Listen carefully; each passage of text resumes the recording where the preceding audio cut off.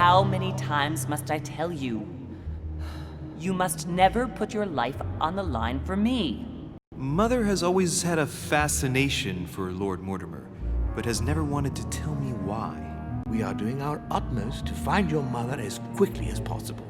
Without your mother, hundreds of men of the cloth would have gone to the guillotine. All I can tell you is I'm looking for my sister. Do you believe your mother capable of torturing a child? An agreement for cannons. Lord Mortimer assured me that you are to take over the project on behalf of your mother. Johann Christoph von Wollner, Minister of Religious Affairs, and Jacques Peroux, French Revolutionary Tribunal Judge. You will find that Lord Mortimer is not what one would call conventional, Monsieur de Richet. I do apologize for being late. I was obliged to clear up some urgent business.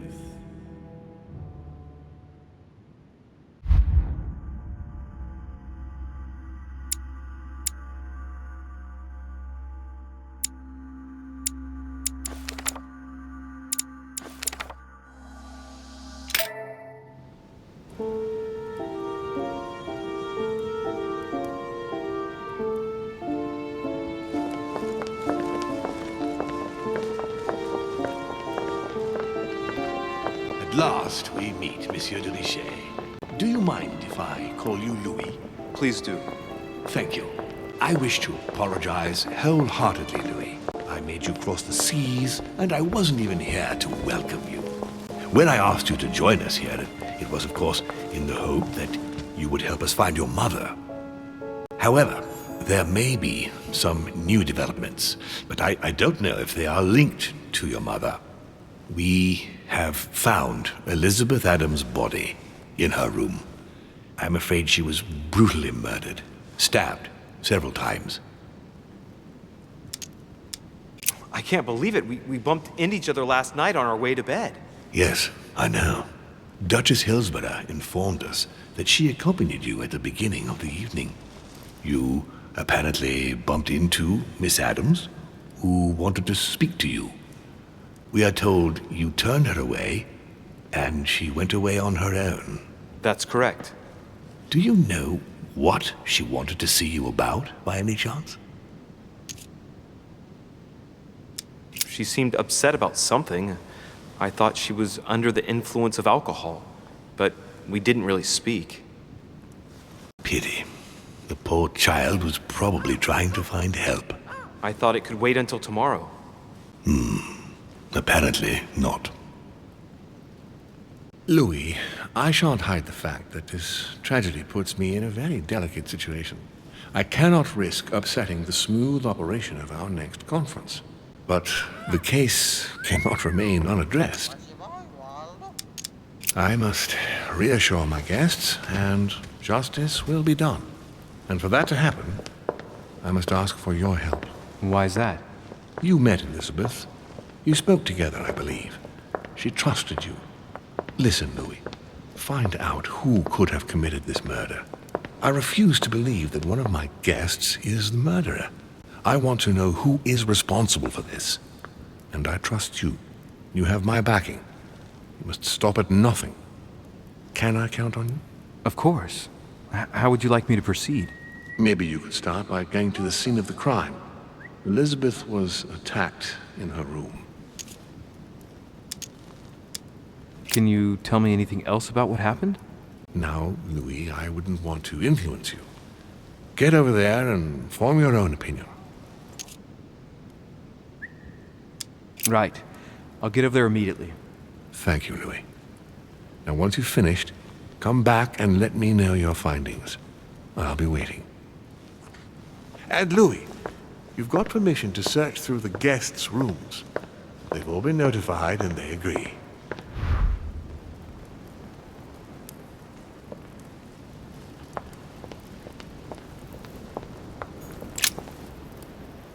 Your Eminence, I imagine that you've heard the news about Miss Adams. What a tragedy, my son. How could such a thing have happened? That's exactly what I'm trying to find out. Did you notice anything out of the ordinary last night? I saw the young French soldier, Bonaparte, I believe, hanging around near Miss Adams' room. But I would not want to get an innocent man into trouble, Louis. It's probably nothing. But if I were you, my son, I would talk to Monsieur Peru. You remember how violently he set upon Miss Adams. Oh, don't worry. He's on the list of suspects.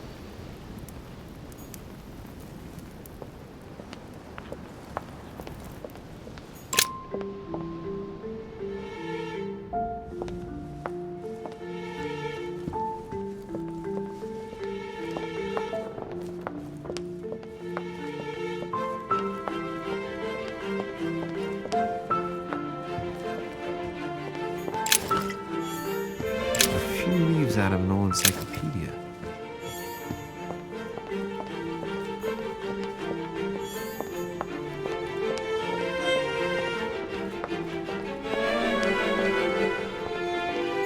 Duchess Emily Hillsborough. Duke Manuel Godoy.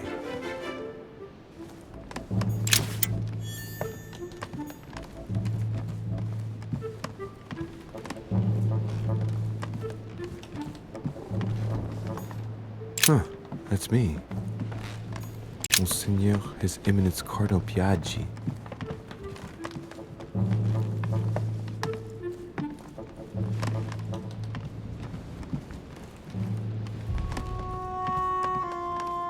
President George Washington.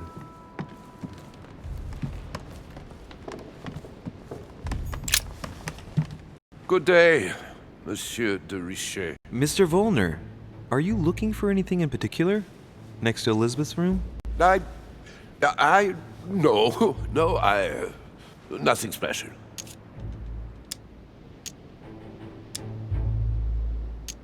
Lord Mortimer must have informed you of the necessity for everyone to remain in their rooms until further notice.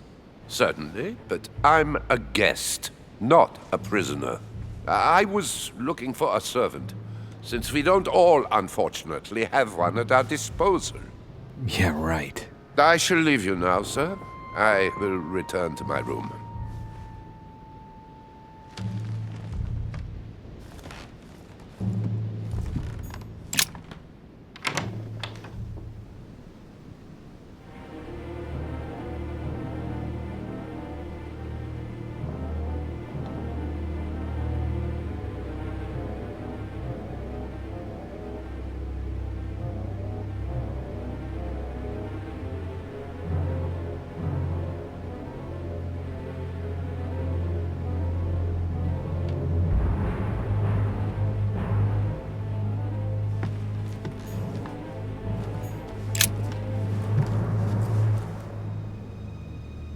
Clock stopped at 3:54. If it was smashed during the murder, then I've just established the time of the crime. That would clear Emily de facto because she was still with me at the time. My dear Elizabeth, I'm writing to inform you of some unfortunate news. We won't be able to meet as planned on the first Sunday of May. I've been told that you're no better, and, unfortunately, your brothers and I are absolutely snowed under by the work required to govern this new country. Please excuse us. As soon as we can get free, even if it's...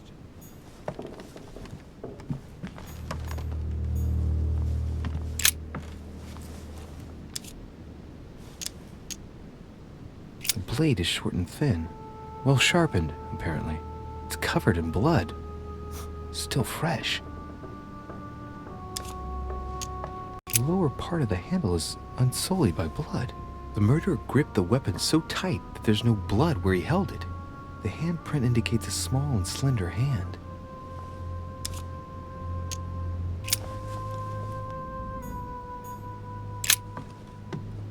Poor girl bled to death.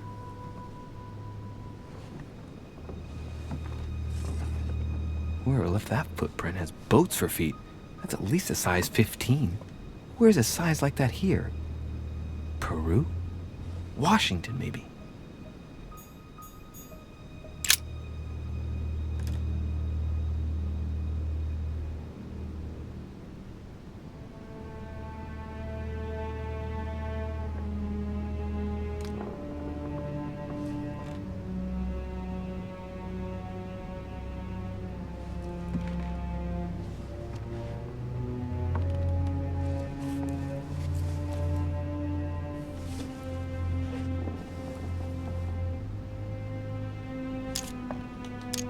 There are numerous marks on the body.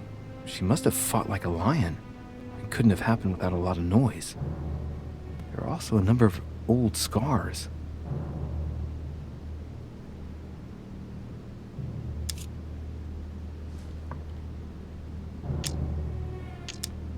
Scarring, ugh. Scarring isn't very regular, but they're mostly from old cuts.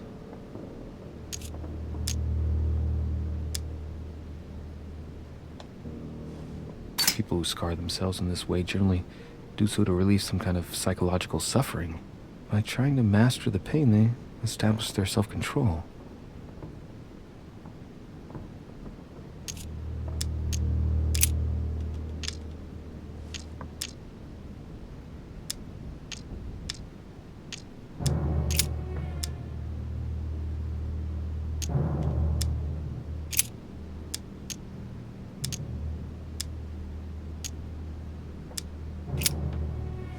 I see no sign of bruising on the skull. The only clue is a scar from a previous craniectomy. Poor Elizabeth, she must have been very young when she went through all that.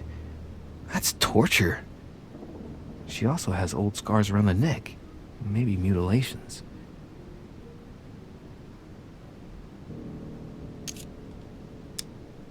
She bled from the nose. There are signs of bleeding, but I don't see any traces of bruising.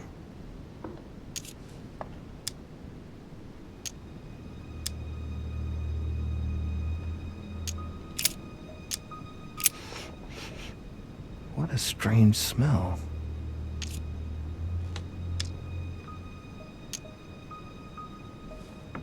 Laudanum. Certain courtiers use it to get drunk. If taken in large quantities, it can provoke fits of madness.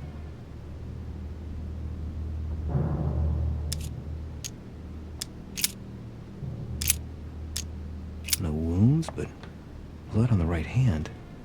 Nothing on the left except that tattooed symbol.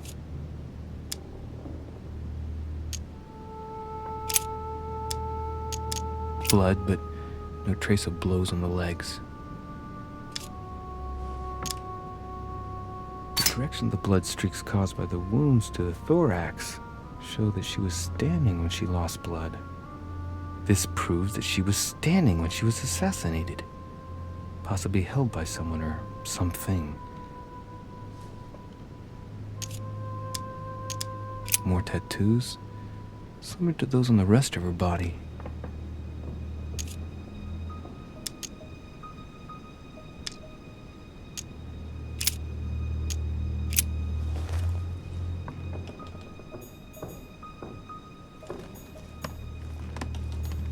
Knocked over bottle of wine.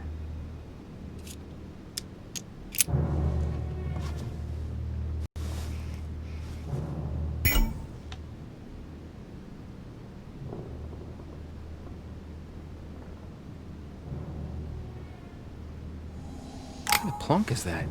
Hey, it's a Bordeaux. That's a Chateau de Briand. It's a great wine. I don't know what's happened to this wine, but it's undrinkable.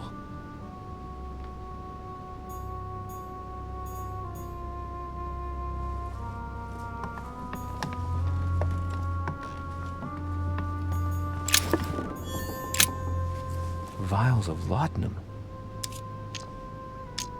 The label shows that this laudanum comes straight from America.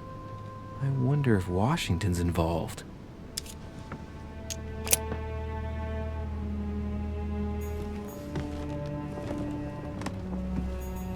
The blood spatter indicates that the murderer must have held Elizabeth upright during the attack. Even if Elizabeth wasn't very big, I doubt she wouldn't have put up a struggle. It takes tremendous strength to overpower someone like that.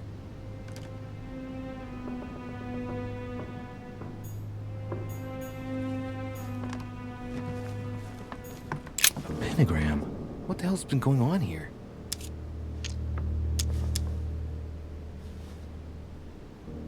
I wonder if Elizabeth's death has anything at all to do with this pentagram. If a ritual went wrong and degenerated, Elizabeth would probably have been killed in the center of the pentagram, not 3 meters from here. That's strange. Carmelite water. A notebook written in Elizabeth's handwriting. It is written in a mix of several languages. Not too easy to work out.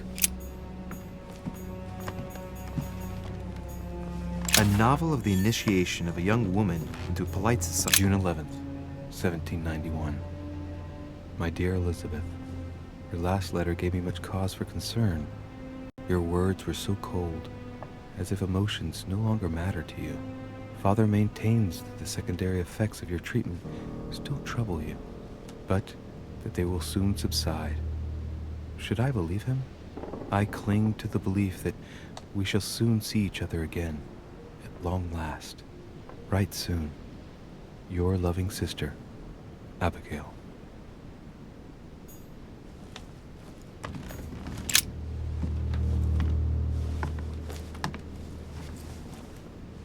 A pistol? Fairly new, I'd say, and judging by the weight of it, fairly light.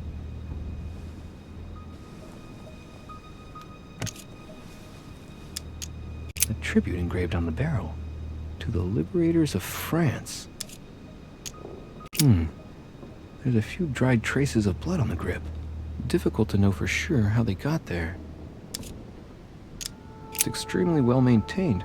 The barrel is perfectly clean. It isn't loaded, and there's no traces of gunshot residue. I'd conclude that it hasn't been used recently. Right. I shall have to find its owner. August 24th, 1792. Elizabeth, I am driven to despair and doubt there is any point in writing to you. I'm not even sure you'll receive my letters. Father controls my correspondence more and more. I am certain he filters our exchanges.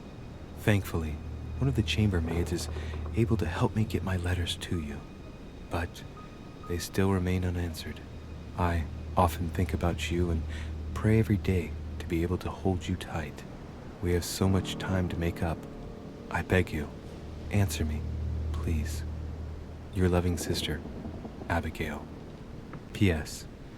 That horrible woman came again yesterday. She spent a long time speaking with Father. I didn't understand everything because they spoke in French.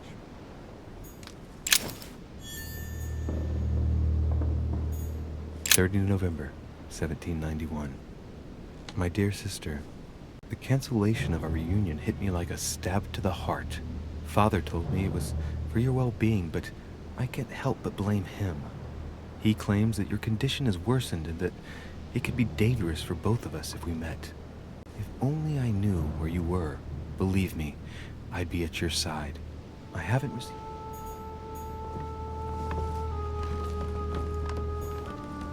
Piece of fabric. High quality at that. I'd say it's silk. Going by the texture and the gray hue, it must come from a dress, that kind that women of quality wear.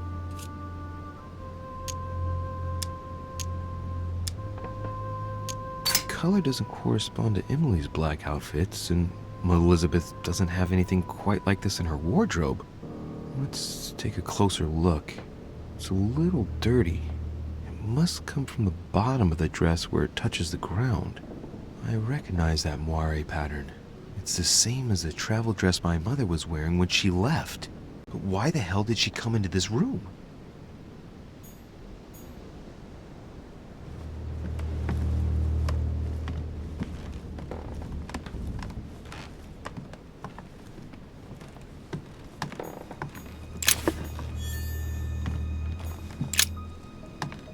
Poor girl bled to death.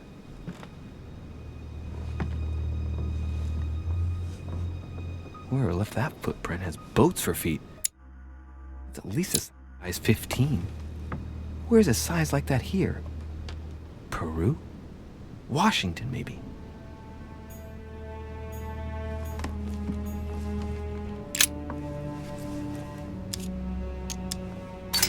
The handprint on the handle is really small. I can't imagine a man with a hand that size. It must be from a woman's hand.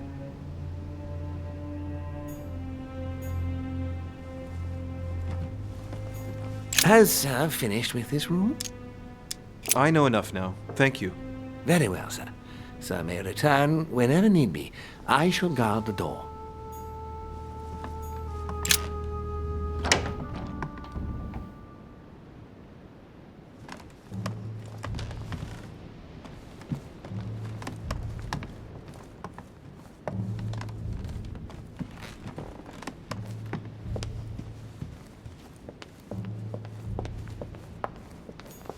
Monsieur Johann von Wulner.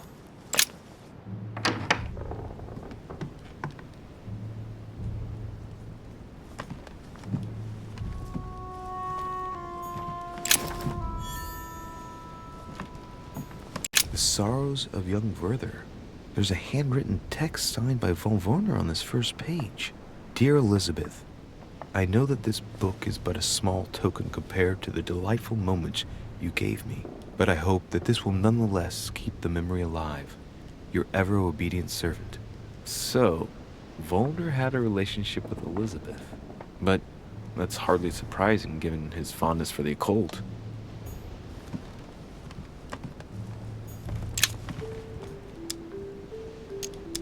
Golden elixir. A chest locked with a 4-letter code. Surely a word close to the owner's heart.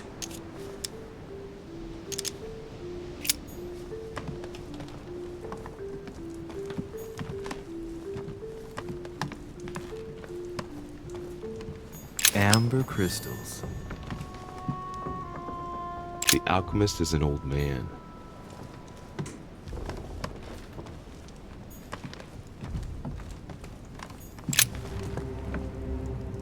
What can I do for you, de Richet? Monsieur, Lord Mortimer has appointed me to investigate the tragedy that befell us last night. Oh, yes. It's horrible. Yes. How can I help, monsieur? Excuse me for asking, but did you know Miss Adams? Oh, she... not really, to tell the truth. No. I found the Werther dedication, signed by your hand, monsieur. Would you like to change your version now? Be careful, de Richet. Don't push your luck. My relationship with Miss Adams was pure, and has nothing to do with you. Well, continue playing the detective as you see fit. But if I find the bastard who did that to Elizabeth, I will... Yes! I would have preferred a simple response, but I see I have my answer now.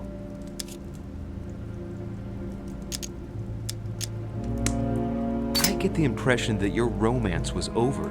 Am I right? So? What does it matter to you? I would never have attacked her, if that's what you're insinuating. Who put an end to the relationship? You or her? It was her. It was her. But what does that matter? We both agreed. Exactly how long had you been seeing her? I have no reason to answer you. I see. Is that what you want me to tell Lord Mortimer when he asks what I found out? It's only been a few weeks.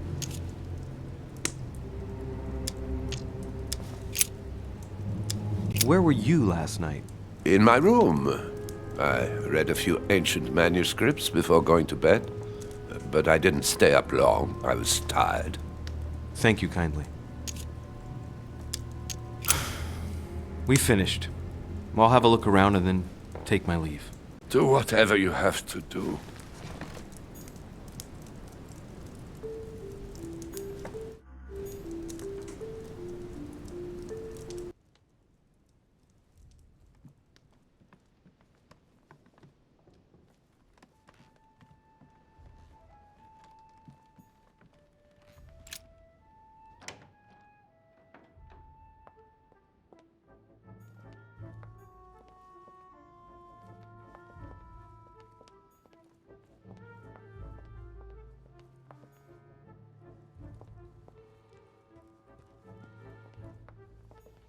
Devil's Thorn. I'll keep it.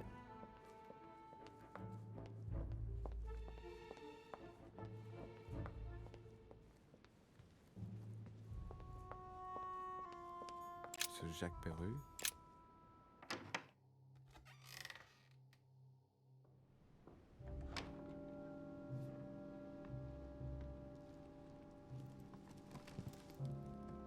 What do you want from me, de Richet? Greetings. It's fallen to Cut me the that... crap! Get to the point. We both know why you're here. And have you got anything to tell me? What does it matter? It's too late anyway. Do what you have to do and get out. It's never too late, sir. If you have something to say, now is the time. You don't understand. Everything's already written. It's over. Why is he behaving like the perfect culprit? What is it that's already written? I'm not sure I follow you. No, you don't.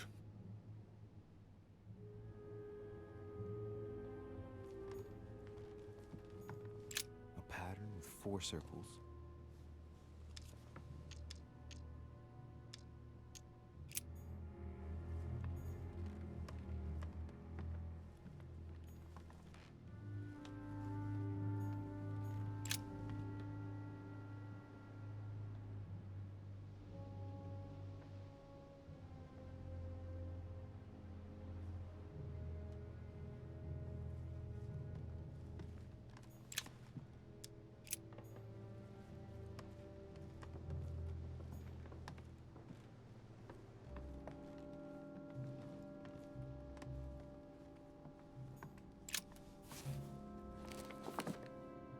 Records of the police. Notes intended for the police lieutenant of Paris. It's a list of people under surveillance in Paris. And there's some well-known names on it. This is valuable information. This shouldn't be lying around.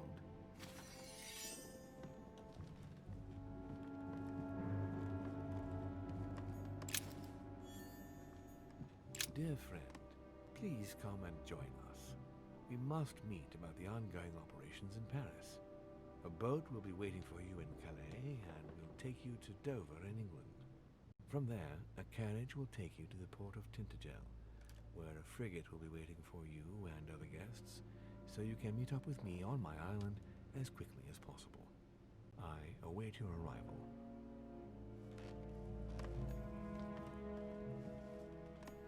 Golden elixir. Consume without excess.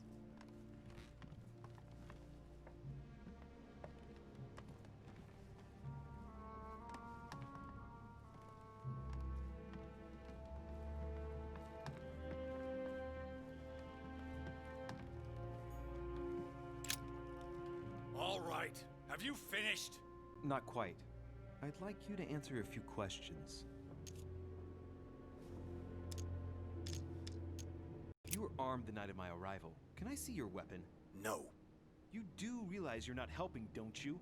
You're making it worse for yourself.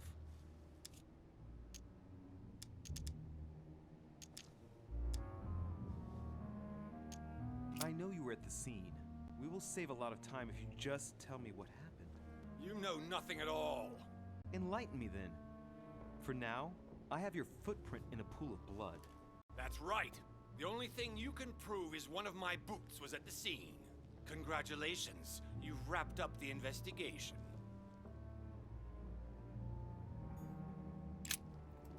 All right. Have you finished? Not quite. I'd like you to answer a few questions.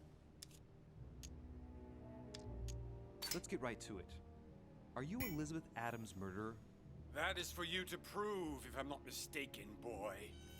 You weren't expecting me to do all the legwork for you, were you? Lazy man. I'd like to talk about the letter you're writing. What woman is it addressed to? Who says it's a woman? I'm not saying any more. There's no point you insisting.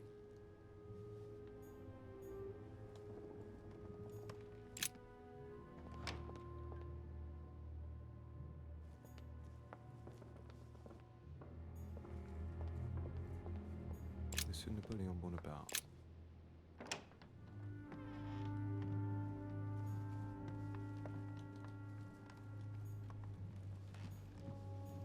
It's a beautiful weapon. A lovely damask blade. It's marked with the initials of the manufacturer in verse, My dearest son, I'm writing to implore you to act quickly. The situation is rapidly worsening here. Paoli continues to steer our motherland, Corsica, toward open warfare between France and England. His men are everywhere. We are obliged to go into hiding and are unable to remain in the same place for more than 2 days. I wouldn't be surprised if they targeted us soon. Make haste, my son. You hold our destiny in your hands. Your loving mother, Maria Letizia Bonaparte.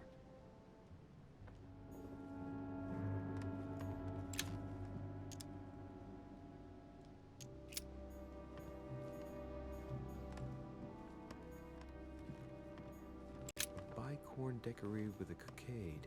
It must belong to a French soldier. The Prince by Machiavelli. A perfect read for anyone with a surfeit of ambition. That might come in handy.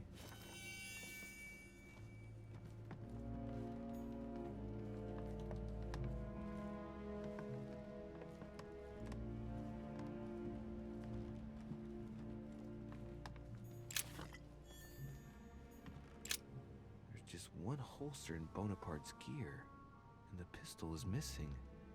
On the other hand, his cleaning equipment is in mint condition. That's typical of the soldier in him.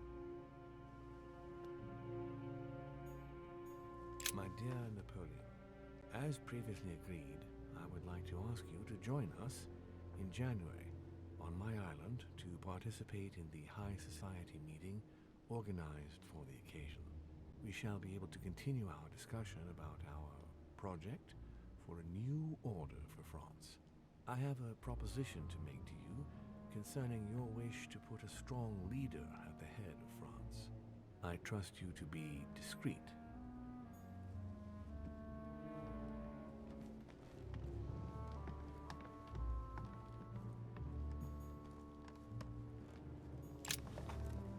Monsieur de Richet, please be quick. We are both very busy.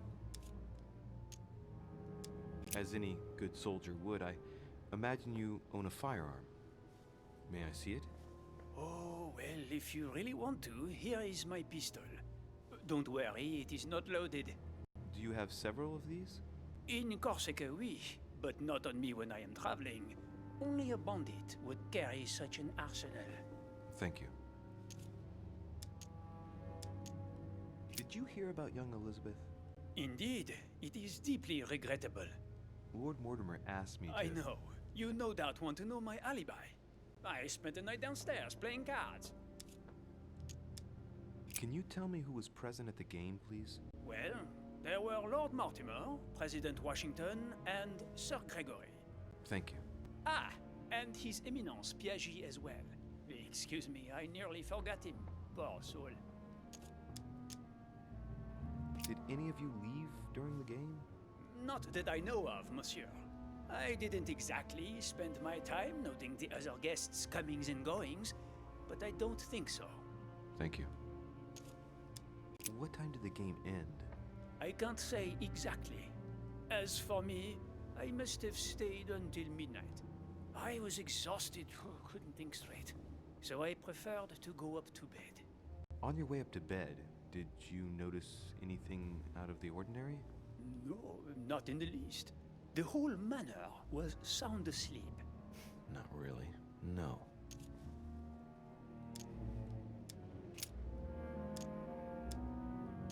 Someone saw you not far from the victim's room. Can you tell me what you were doing exactly, please? I can tell you that someone is an idiot. I wanted to warn her to be careful. You see, on the night of my arrival, I saw someone leaving her room in haste, and I wanted to speak to her, to warn her. Unfortunately, the young lady slipped through my fingers each time. Now I know why. She had every reason to be worried. What an idiot I was not to insist. I could have helped her. I've been studying him for a while now, and I don't think he was lying. Yet, I'm surprised how easy it was for me to read him. It must surely be his military side. I wish they all could be like that. My investigation would be finished already. Well, have we finished, monsieur? Exactly. Thanks again for all your answers. Good day.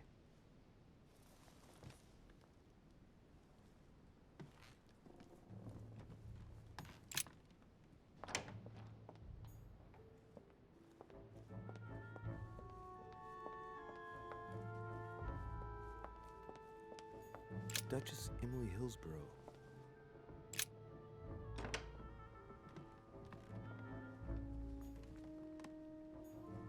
King George III in coronation robes. Nice touch for the room of an English duchess. Dear E, I received your last letter. Unfortunately, the Crown informed the Golden Order that our mission should under no circumstances hamper Sir Gregory's plans. Decidedly, they have support from the highest level in Buckingham Palace. So here we both are, hands and feet tied, and little room to maneuver. Keep me abreast of events. Our mission is becoming more complicated. Yours, E. T.S. The French chapter of the Order doesn't appear to know anything about the arrival of our friend Sarah. I therefore cannot comment on it. However, my guess is that she has come here for personal reasons.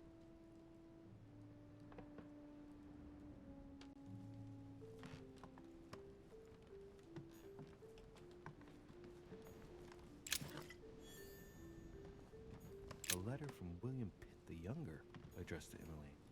He's the present Prime Minister of the United Kingdom.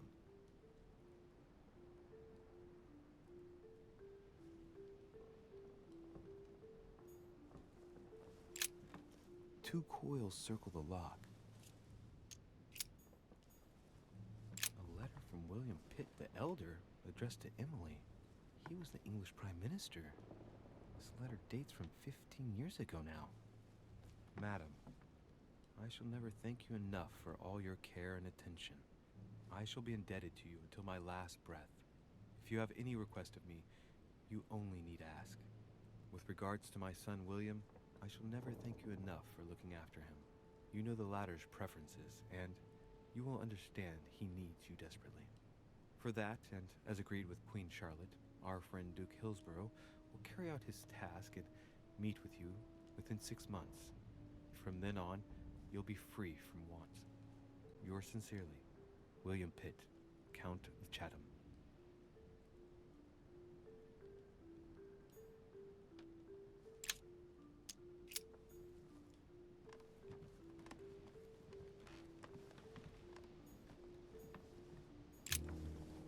What can I do for you, Louis? I've come to see you about last night's tragedy. Did you hear anything about what happened to Elizabeth? Yes, we all did. Rumors spread quickly, you know. How awful. I didn't know her well, but I hope at least the poor thing didn't suffer too much.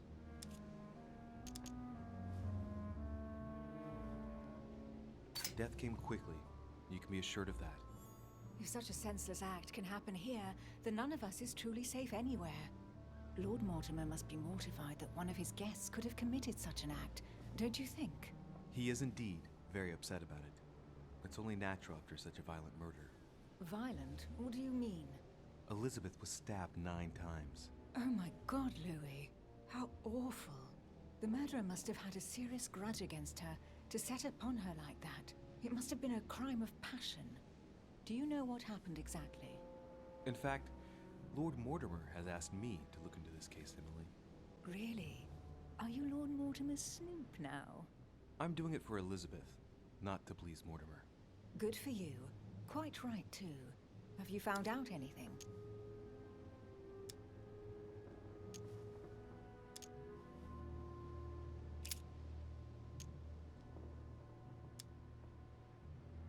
I found a torn piece of dress in Miss Adams' room. Gray silk. Where's it from? That's what I'm trying to find out. The color doesn't match any of Elizabeth's dresses, but I might not have found all of her clothes yet. Good Lord, Louis, do you realize what this means? If this piece of dress isn't from Elizabeth, then it's... I don't have any grey silk dresses, Louis. Neither does my sister, since we wear the same clothes. Yeah, that's exactly what I wanted to check with you. I'm so sorry, Louis. Thank you. Are you all right? You know, I'm sure there's a good reason why your mother was at the scene. Thank you, Emily.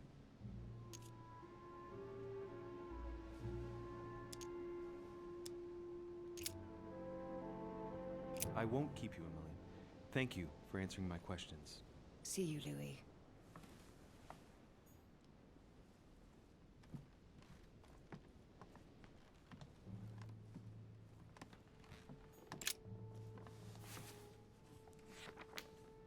Grammar of Port-Royal. Ah, the artistry of the French language in all its splendor. Whoever masters French commands the world. At least une partie of it.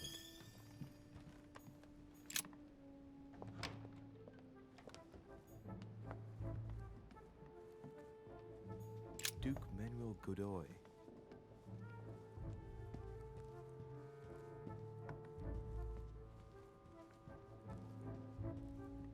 Huh, that's me. Monseigneur His Eminence Cardinal Piaggi.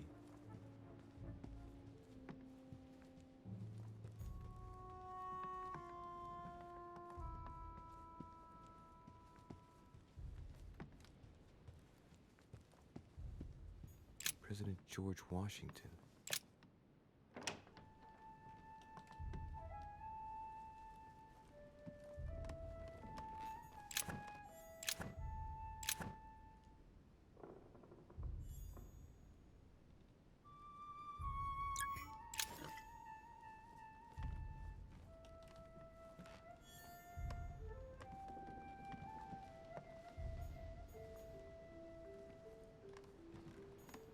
It looks like a note between Emily and Washington about trade deals. The English and the Americans are preparing a peace treaty. It would appear that Emily is in secret discussion with Washington about reopening trade between the United States and England. If such an arrangement came into being, France would suffer dearly. My dear George, I'd like to invite you to join me as planned at my place. I have a project to show you. It is time that the United States played a more important role on the world stage. I understand your reluctance of playing with fire. I know your new country is very young, but rest assured that I would do nothing to jeopardize what we have built together. I look forward to seeing you soon. Your friend, William.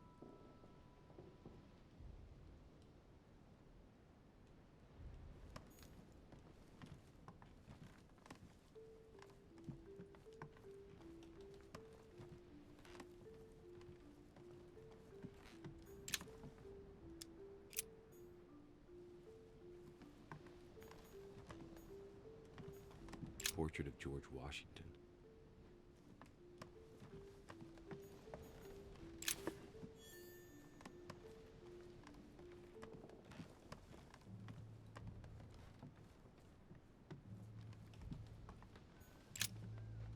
Greetings, Louis. Mr. President, you can guess why I'm here. Of course. Lord Mortimer has sent me to ask you a few questions about last night. It's... How am I going to tell Elizabeth's father that she's dead? I know, Mr. President. I shall endeavor to find out the truth about this tragedy. I must ask you to help me, though. Please. Find the degenerate pig who did this, Louis.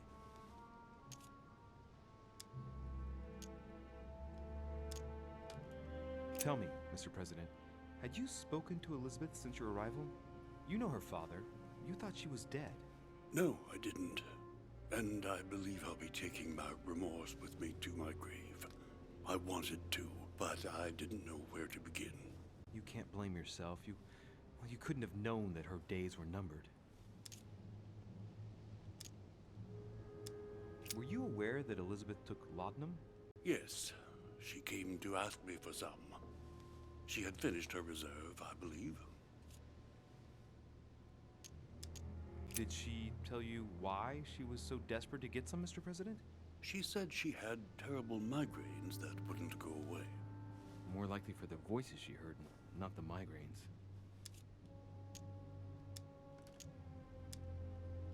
Were you aware that Elizabeth took laudanum? Yes, she came to ask me for some. She had finished her reserve, I believe. Do you take it regularly, Mr. President? Unfortunately, I do, Louis. I still suffer from a terrible toothache, and it's not likely to get any better. It's just for that, then? Old age, my young friend. I don't wish it upon you, but you'll soon see. At my age, it's rare to have no problems in that domain. And do you take a lot? A moderate amount, Louis. Only the dosage indicated on the prescription of my doctor.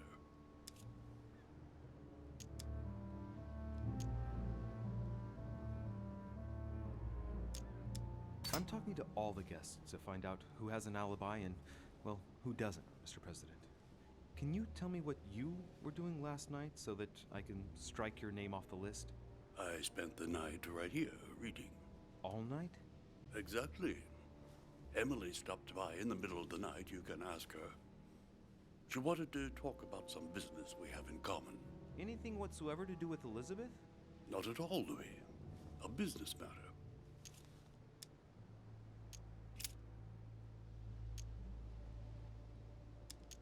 Mr. President, we found a footprint at the scene of the crime. Not a dress shoe, I hope. That's all I wear. No, rest assured, it looks like the print of a big ankle boot. A large size, I'd say. Perfect.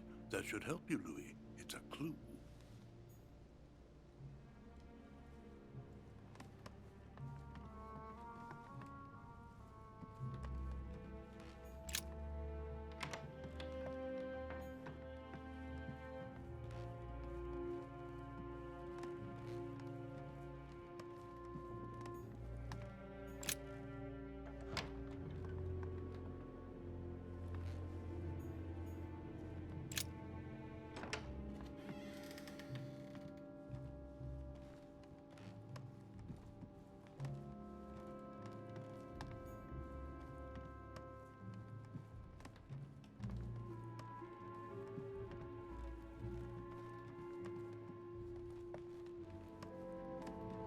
Signor, His Eminence Cardinal Piaggi.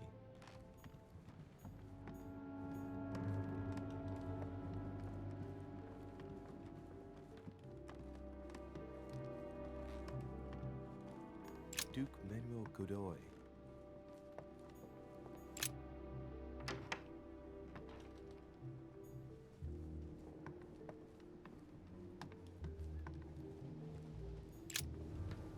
What can I do for you, Louis?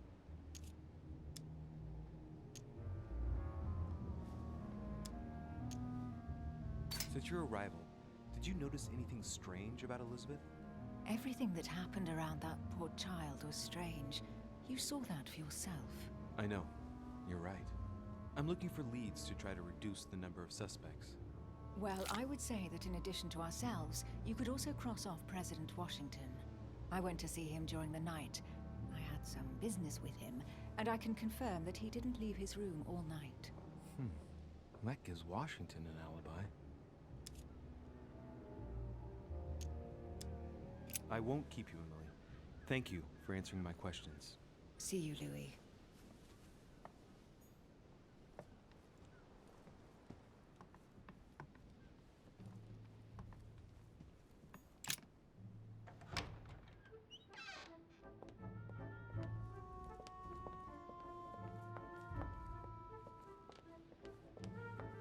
Monsieur Napoleon Bonaparte.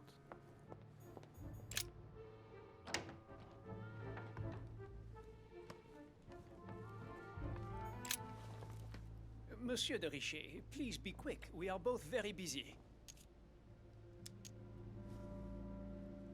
Did you hear about young Elizabeth? Indeed, it is deeply regrettable. Lord Mortimer asked me to... I know. You no doubt want to know my alibi. I spent the night downstairs playing cards. Can you tell me who was present at the game, please? Well, there were Lord Mortimer, President Washington, and Sir Gregory. Thank you. Ah, and His Eminence Piaggi as well. Excuse me, I nearly forgot him. Poor soul. Well, have we finished, monsieur? Exactly. Thanks again for all your answers. Good day.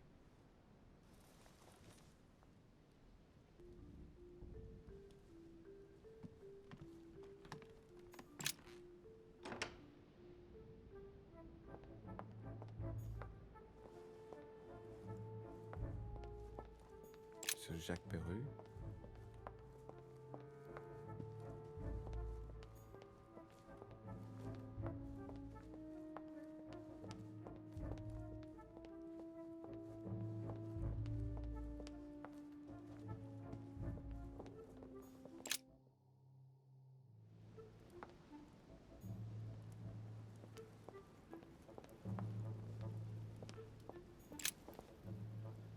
What a tragedy, my son. How could such a thing have happened? That's exactly what I'm trying to find out. Did you notice anything out of the ordinary last night? I saw the young French soldier, Bonaparte, I believe, hanging around near Miss Adams' room. But I would not want to get an innocent man into trouble, Louis. It's probably nothing. But if I were you, my son, I would talk to Monsieur Peru. You remember how violently he set upon Miss Adams. Oh, don't worry. He's on the list of suspects.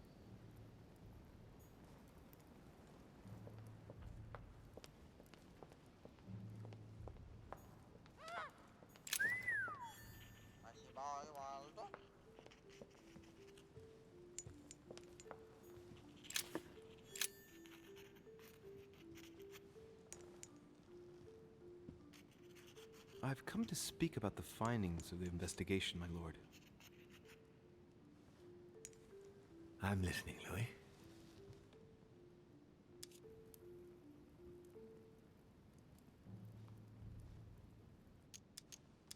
I believe I've identified the murderer. Really, Louis? All right then. Please think carefully before you give me your answer. This is a very, very serious accusation.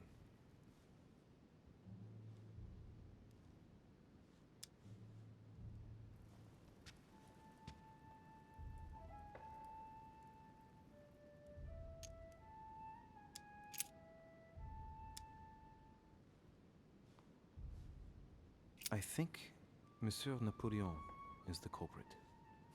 Why is that?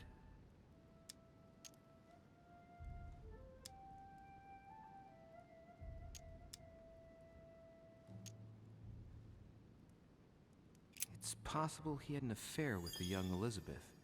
Things may have, well, gotten out of hand between them and caused the attack.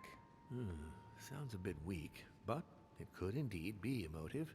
Anything else?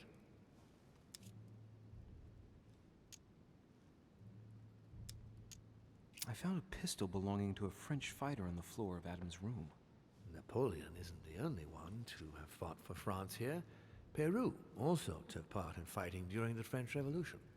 Anything else?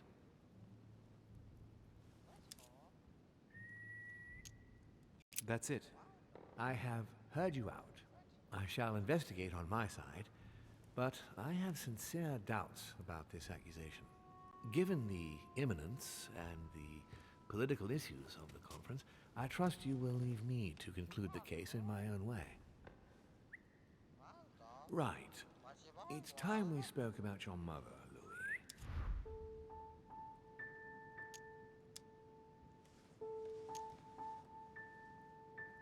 She seems to be making every effort to steer clear of your guests.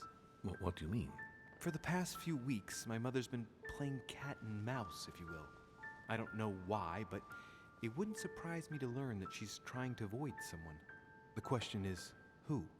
And in your opinion, would she be the cat or the mouse?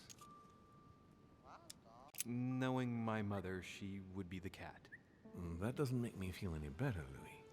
What was the official reason why my mother came to your island?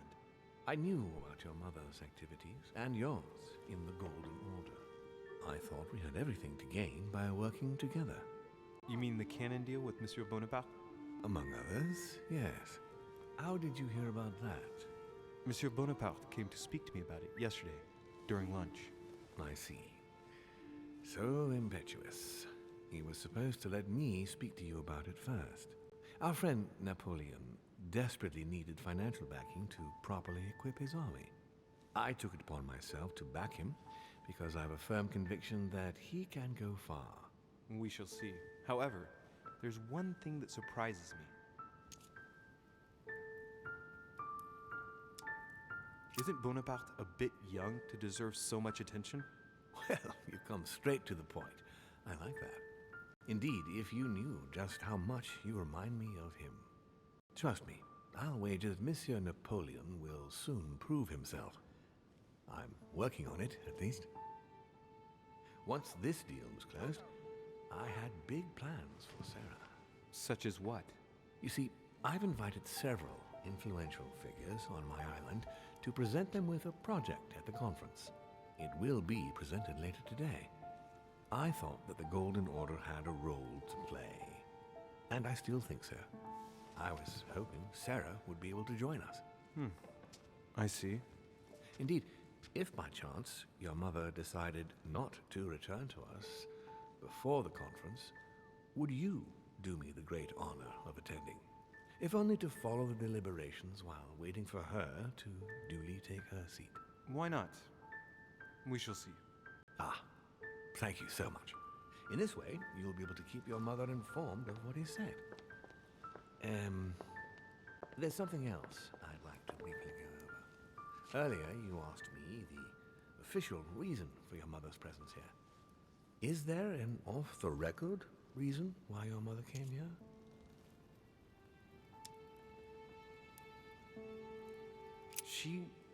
She was looking for someone. What do you mean? In Paris, we were working on a smuggling case to do with occult objects. We had just arrested a dealer who intended to go to you to meet a buyer. My mother was here to find out to whom he intended to sell his stolen treasure. Oh. What was the name of your dealer?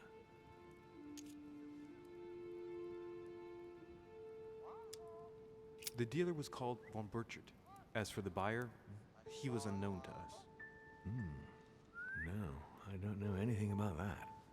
There's something I still don't get. In your opinion, why would your mother remain in hiding over several weeks?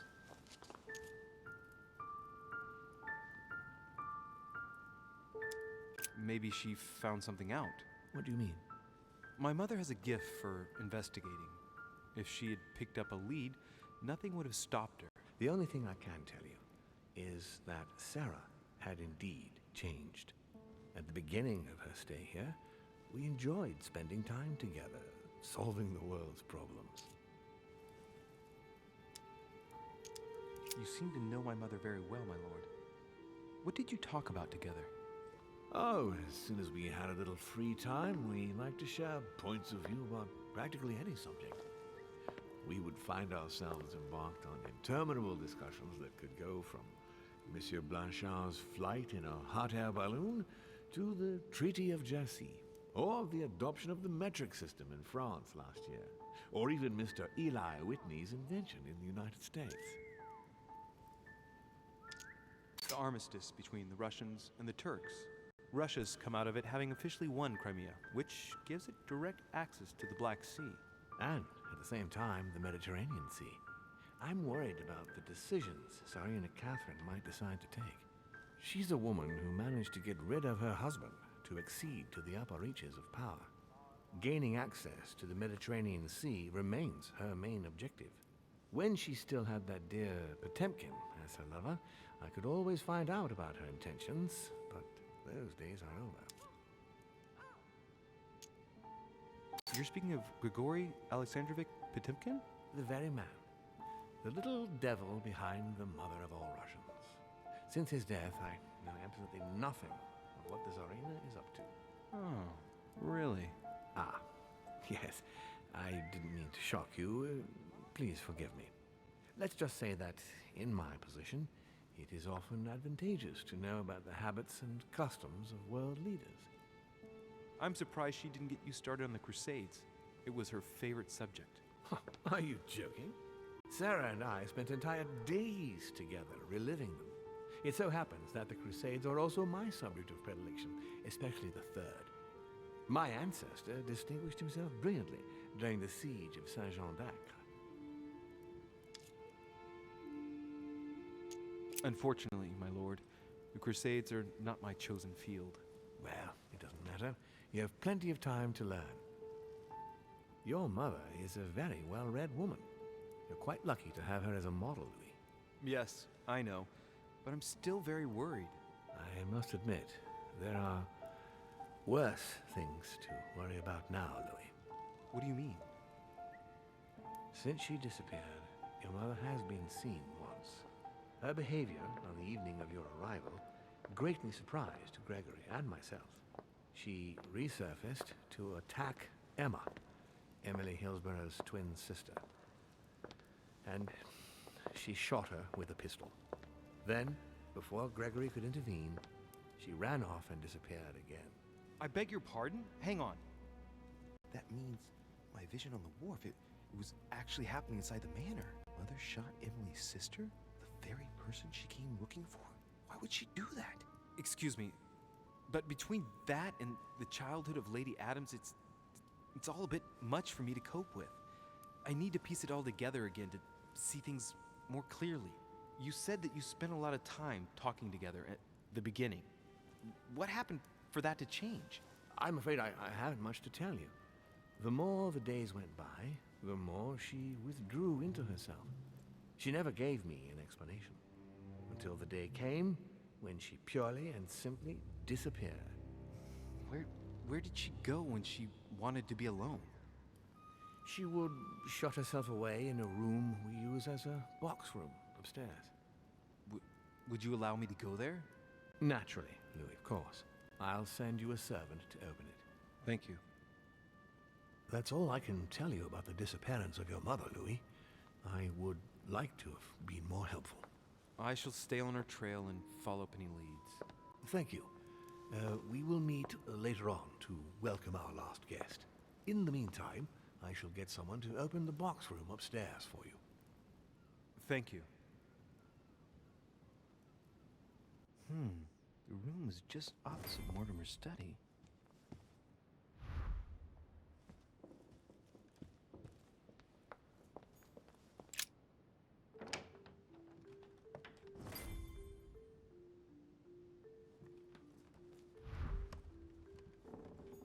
There are burnt papers in the chimney.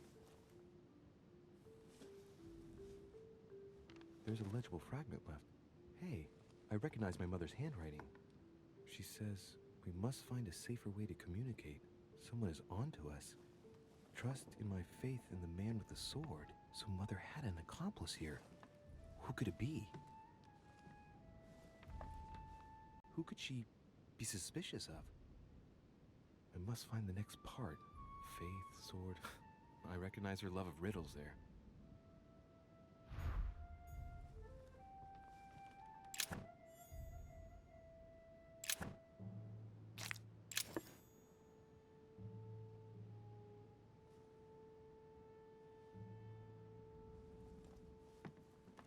Dante's Paradise.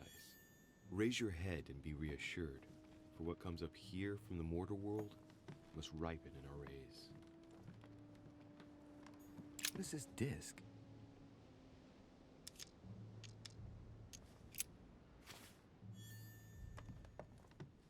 Carmelite water.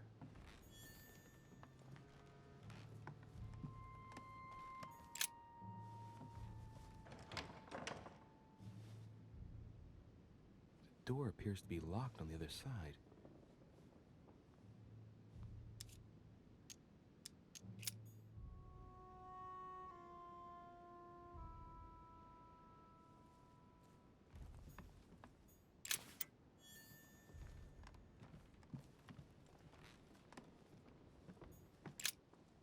St. Paul on the road to Damascus by Caravaggio.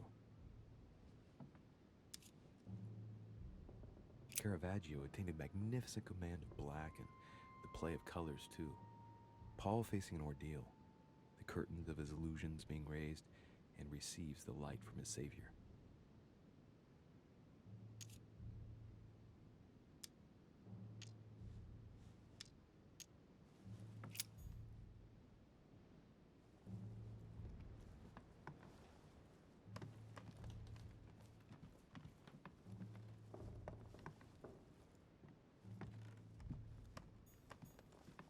There are burnt papers in the chimney. There's a legible fragment left. Hey, I recognize my mother's handwriting. She says, we must find a safer way to communicate. Someone is on to us. Trust in my faith in the man with the sword. So Mother had an accomplice here. Who could it be? Who could she be suspicious of? I must find the next part. Faith, sword. I recognize her love of riddles there.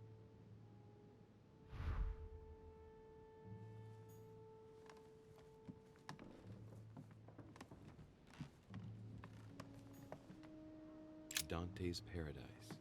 Raise your head and be reassured, for what comes up here from the mortal world must ripen in our rays.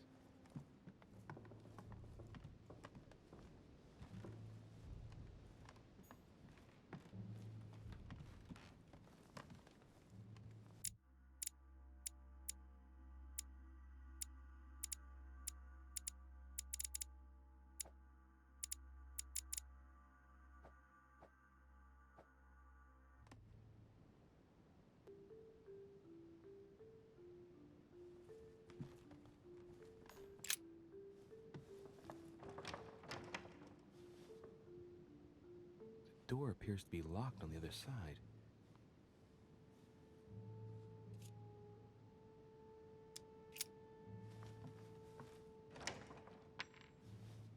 I think I heard something fall to the ground. A metallic sound, like a key falling to the floor. We'll see if it works.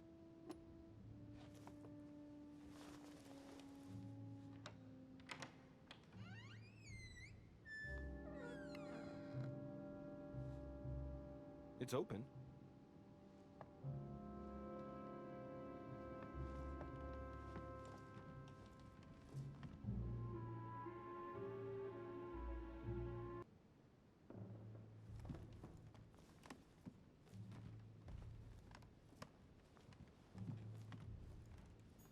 Several portraits of apostles, all signed by Guido Reni.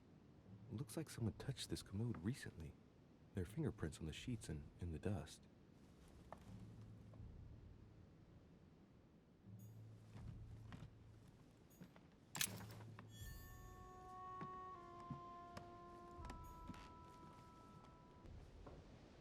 The New Testament.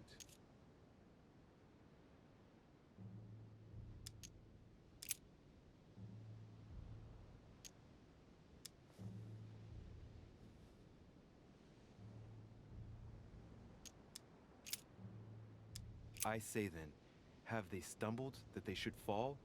God forbid, but rather through their fall, salvation is come unto the Gentiles, for to provoke them to jealousy. Oh, wait. A note from Mother is carefully folded between the pages here. What does it say? Dear E, I'm glad you found this note. I was afraid the code of the two groups of pilgrims would mislead you. Pick up the package. You know where, and hide it where no one will find it. It's imperative. Awaiting your reply, hidden behind the youngest apostle. What? The youngest apostle? What does Mother mean by that?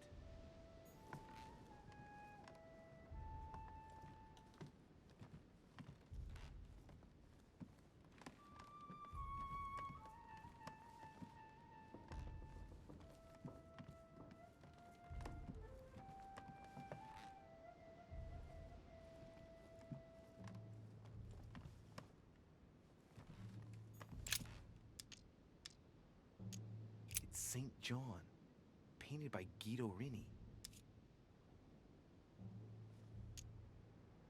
St. John is the only apostle painted in this gallery who hasn't got a beard.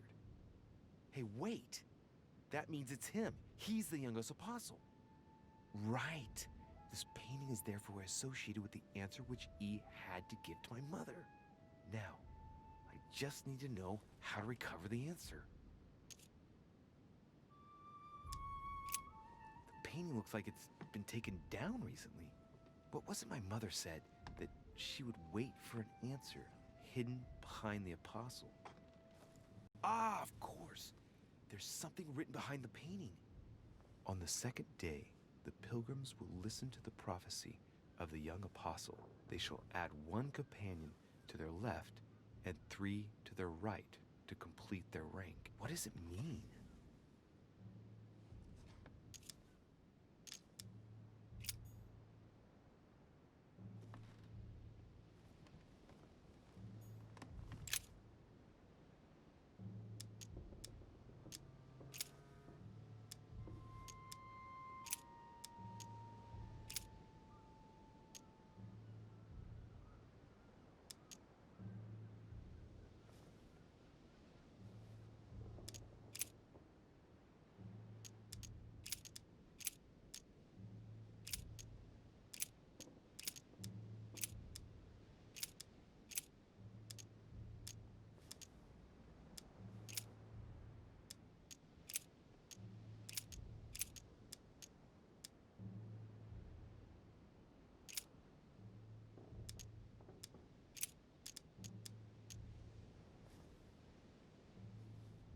And the woman was given 2 wings of a great eagle, that she might fly into the wilderness, into her place, where she is nourished for a time, and times and a half a time, from the face of the serpent. Hey, a new note. It's been folded carefully in the corner of this page. The writing, it's not my mother's. S. I found the book in your effects. I've concealed it where no one can get their hands on it. I can assure you, awaiting your instructions, I will hear your reply like he who hears the angel. Hears the angel? What does that mean? Oh, it's probably the place where she was expecting to get the location of the next note.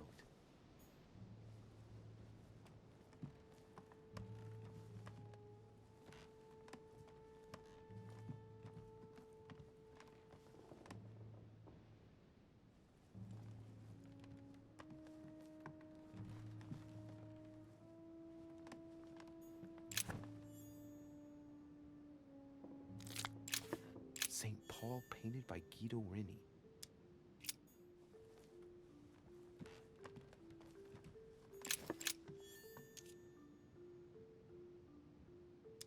Painting of St. Mark from the collection of the Apostles by Guido Reni. There's nothing worth noticing here. Little characters are engraved on the chest of drawers under the urn. It's a sentence in Hebrew.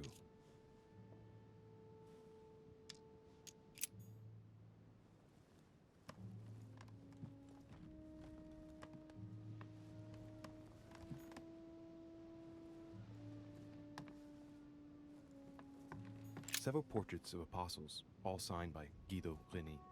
It looks like someone touched this commode recently. There are fingerprints on the sheets and in the dust.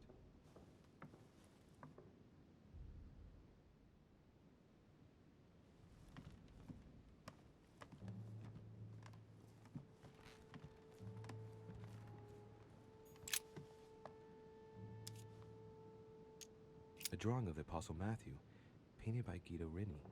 He's represented as writing the word of the Lord, transmitted by the Holy Spirit, who appears here in the guise of an angel.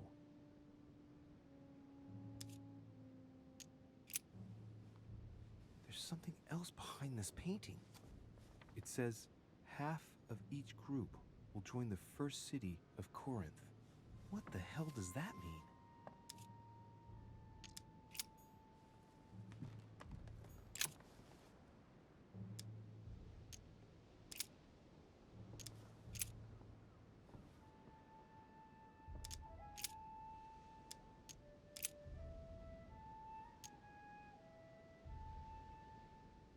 Now, therefore, there is utterly a fault among you, because ye go to law with one another.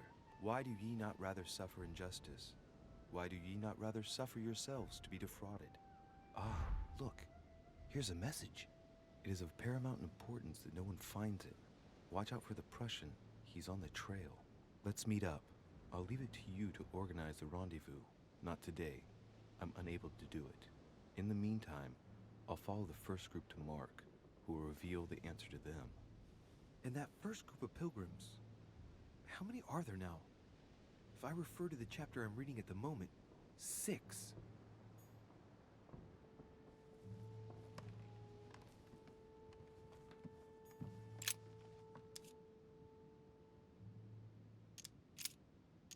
It's too cumbersome for me to unhook here, but judging by the dust, it hasn't been moved for months, if not years.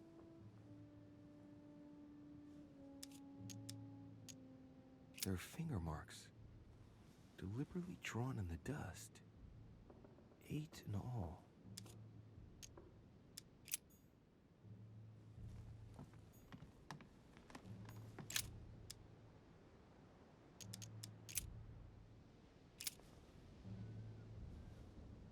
But that which beareth thorns and briars is rejected, and is nigh unto cursing, whose end is to be burned.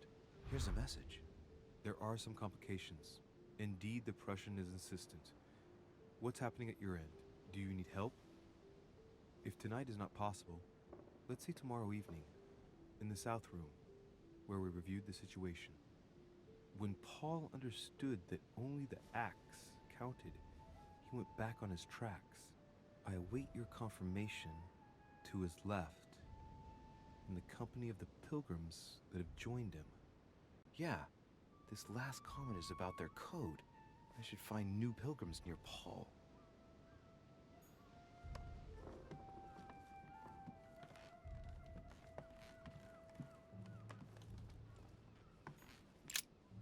St. Paul on the road to Damascus by Caravaggio.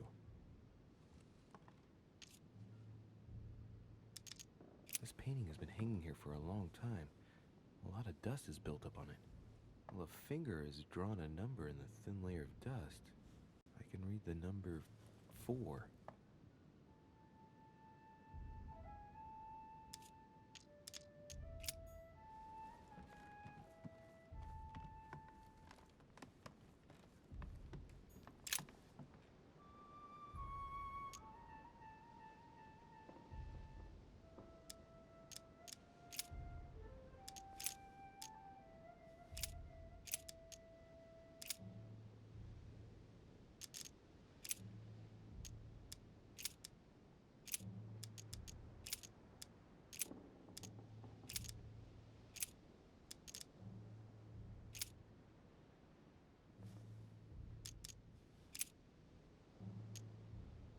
And he became very hungry and would have eaten, but while they were made ready, he fell into a trance.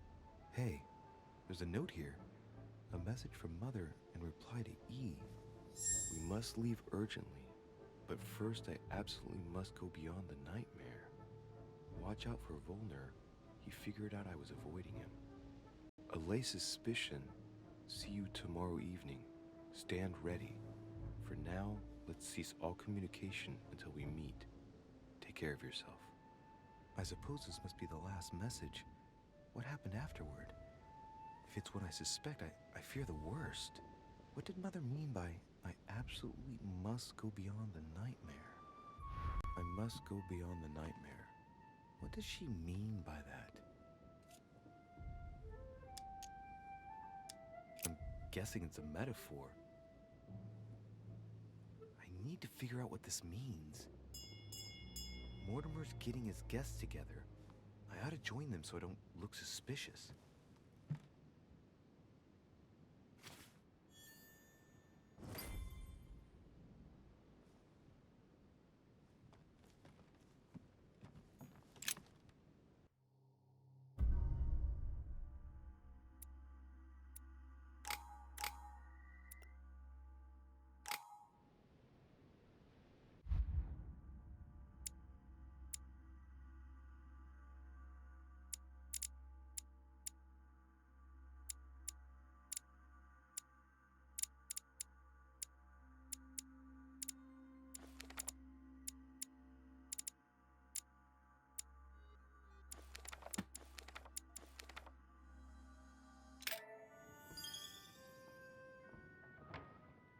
It's time I went back and joined everyone in the small salon.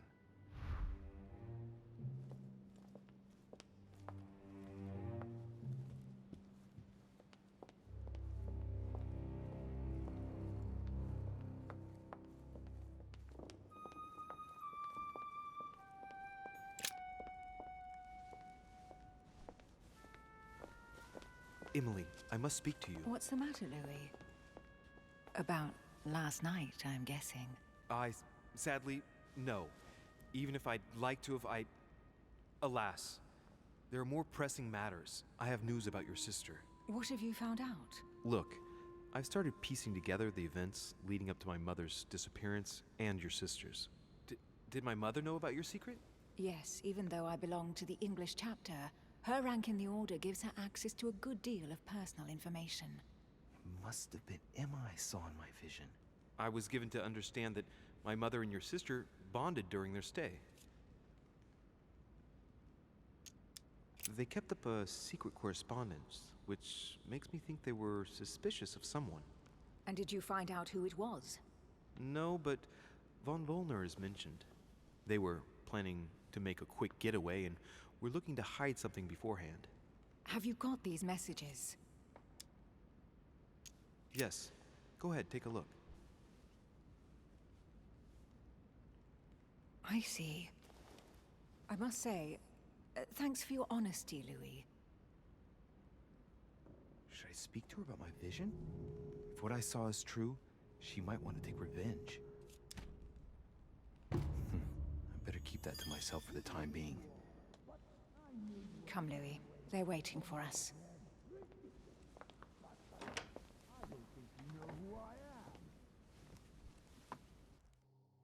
You will pay dearly, Peru. I'm sure you were involved somewhere along the line. That's right. Pretend you don't know. One piece of advice. Don't travel through France on your way back, or it'll cost you dearly. Calm now, my friends. Let's calm down. Everyone seems to be a little unnecessarily heated. Don't forget where you are, please. What's going on here exactly? Sir Gregory called us together to introduce the last guest. But hardly had we arrived when he set upon Monsieur Peru. And who is this charming character?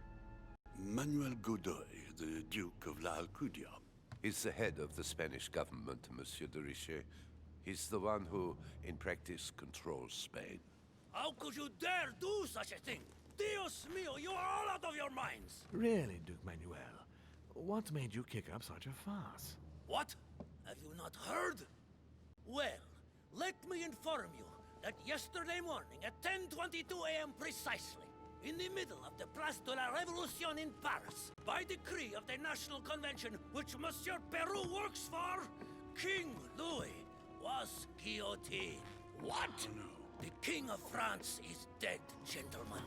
Our monarchies are in danger. I have said it before. How dare they? Oh, dear. Oh, as if...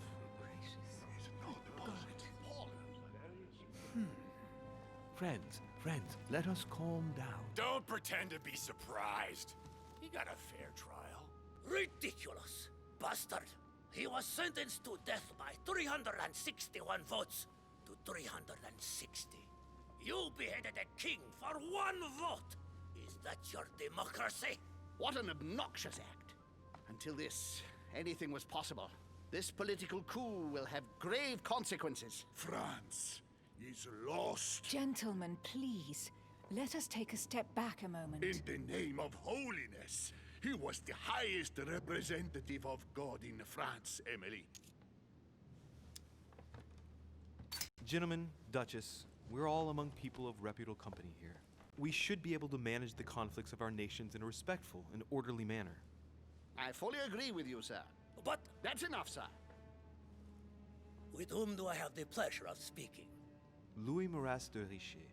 Are you related to Sarah de Richet? Sarah is his mother, Duke. Gentlemen, this news affects us all, but I must ask you to remain calm. It's not the first time history has taken us by surprise.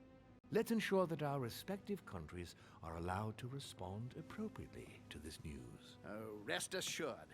The response will not fall short, my friend. Good for you. Well, Your Grace, here I was preparing to introduce you as is proper, and you've beaten me to it. I'm delighted that we are all together at last.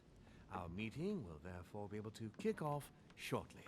I have just a few more little preparations to take care of before you all find out the reason for your presence here. In the meantime, I shall leave you to get to know one another. When you hear the bell, please proceed to the conclave room on my left, behind that door. I'll see you later.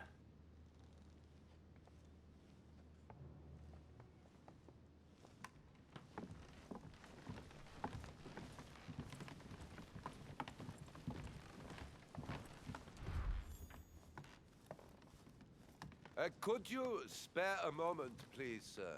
I'm glad you asked. I want to talk to you too. Of course. I heard about your mother's disappearance. He looks concerned. I don't know why, but I doubt it's from sympathy alone. Well, let's see what he wants from me. Any news of her? Have you found her, maybe?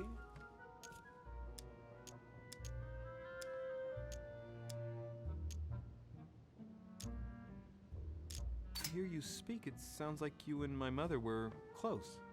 Let's say I hold your mother in high esteem, yes.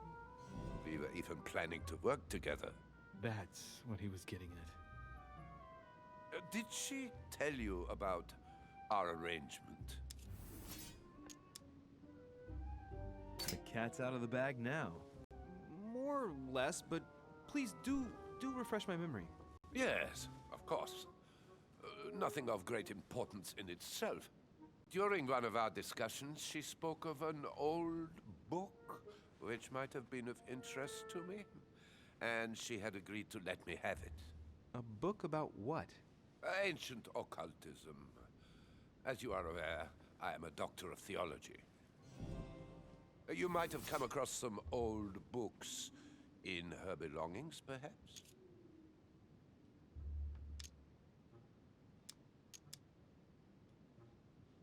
The least one can say is that he doesn't beat around the bush.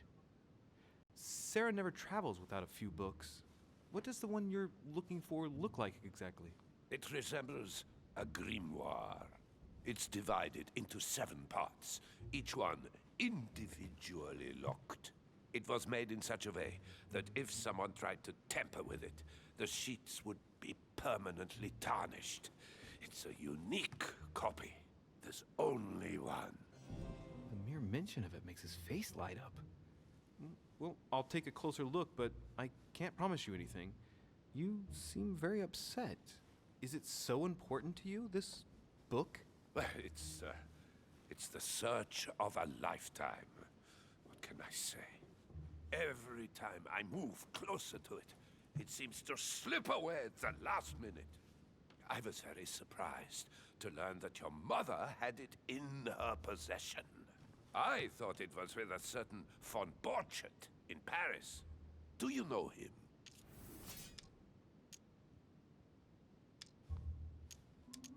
I've never heard of him. I'm sorry. I haven't been much help to you. Well, too bad. I hope I've been able to satisfy your curiosity, Mr. von Volner, and that you succeed in finding what you're looking for. Oh, and so do I. And now, what if you told me who you really are working for, instead of keeping up this pretense? I beg your pardon? We both know what you're looking for, von Volner. You're the one who von Burchert was planning to sell it to. For centuries, all those who have come into contact with the Al-Azif have bitterly regretted it, Monsieur de Richet. You are playing a dangerous game. Please know that I am working for someone who does not appreciate anyone poking around in his business. Let me guess. Your dear king, I should think. What? You mean Frederick William? Oh, my poor fellow. You are miles away.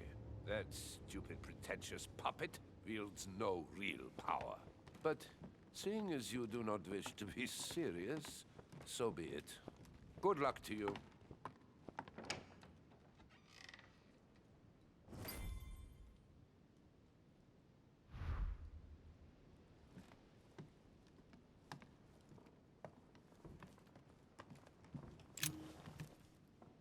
Monsieur Bonaparte, may I speak with you a moment? May we?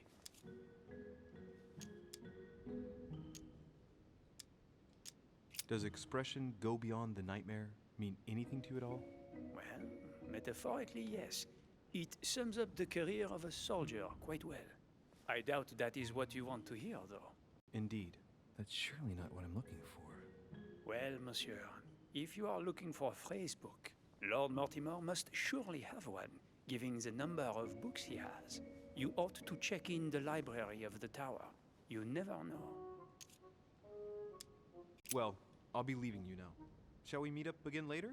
Wait, monsieur. Any news of your mother? Unfortunately not, no. I hope to speak with her about my deal before I leave. Let me know if you find her. À plus tard, monsieur.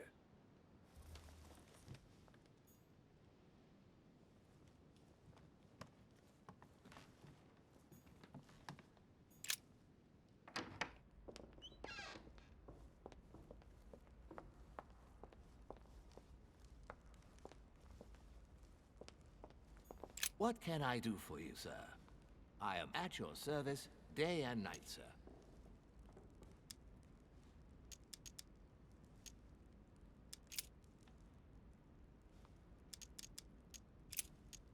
As I was unable to bring my personal effects with me, I was wondering if you could find me a few items. Of course, sir. What would you require?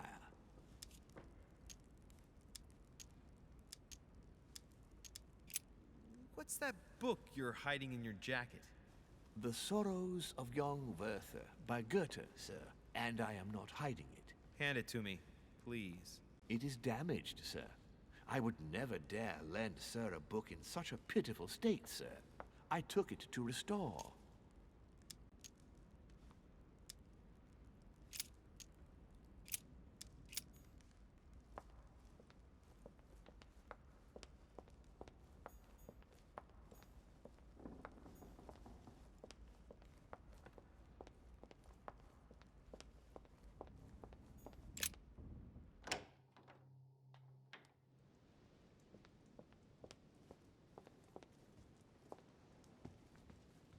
Discourse on the Method by Descartes. This book changed the way I looked at the world. Ah, Louis. Just the man. Good Lord. How did the king come to be executed? I would think that the order would have intervened.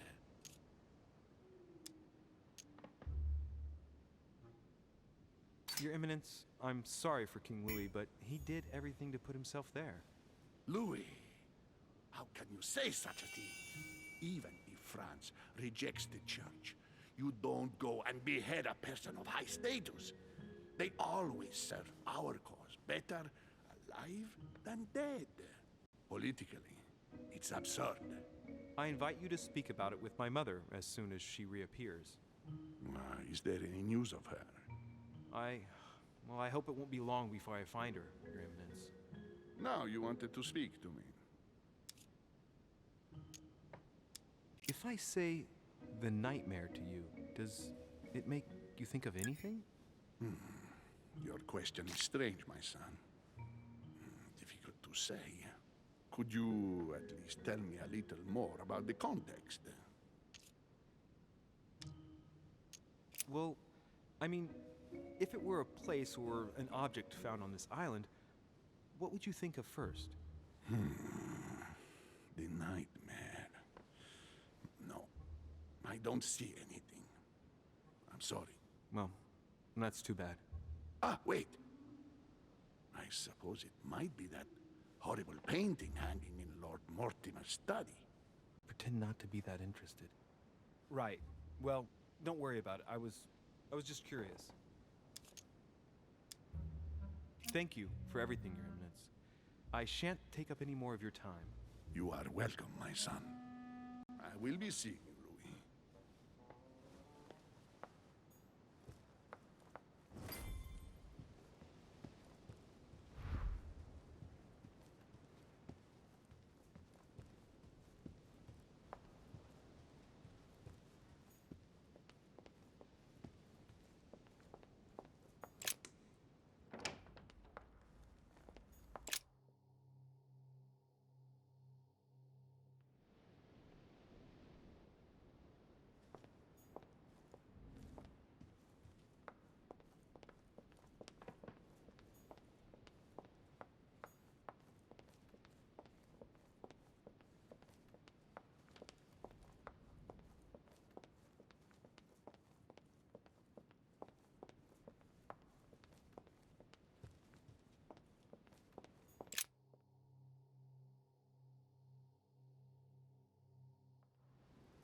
So, what did my mother mean by going beyond the nightmare?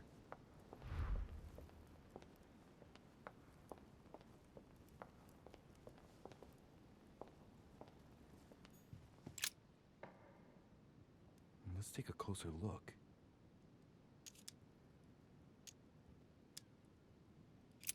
Dark chocolate beans. Very bitter. They're greatly prized in high society.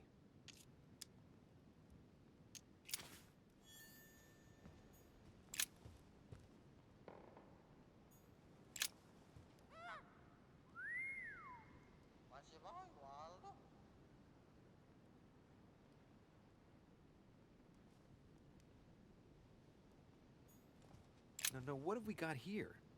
Oh, it looks like a model of a lock. As if Mortimer is fond of complicating things sometimes.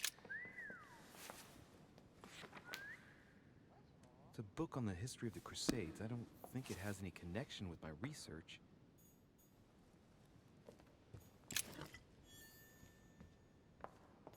The Nightmare painted by Fuseli in 1781. Ah, this must be what my mother was talking about. Now just need to find out what she meant by go beyond. Hey, looks like it's mounted on rails on each side. It should lift up, I think. There must be a mechanism somewhere. The Nightmare painted by Fuseli in 1781. Ah, this must be what my mother was talking about. Now just need to find out what she meant by go beyond. Hey, looks like it's mounted on rails on each side. It should lift up, I think. There must be a mechanism somewhere.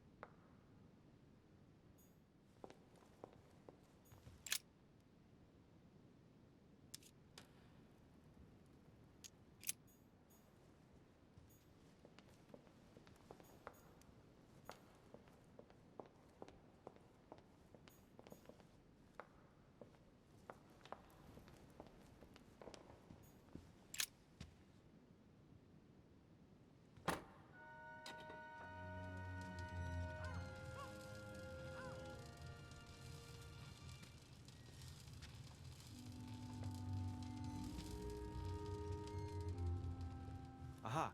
I found it. Oh, what on earth is this? A ring lock now? Great. That's all I needed.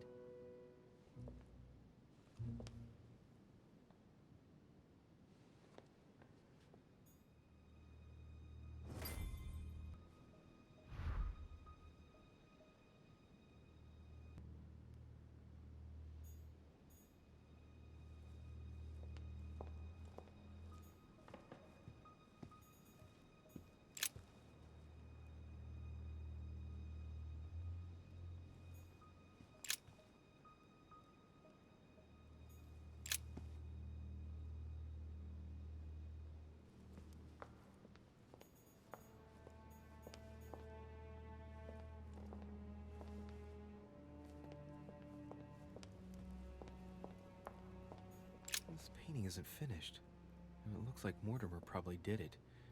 Not bad, but you can't exactly say it's been done in the style of the period.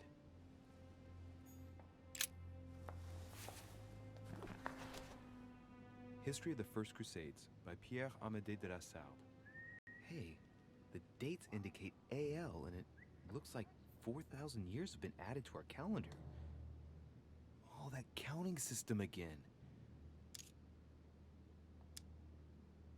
The Crusades took place not long after the year 1000. Here all the dates say 5,000 and something. I'm guessing this dating system begins 4,000 years before the calendar that we use. Yet, I'm getting the feeling that there's something else, another small detail, but what is it?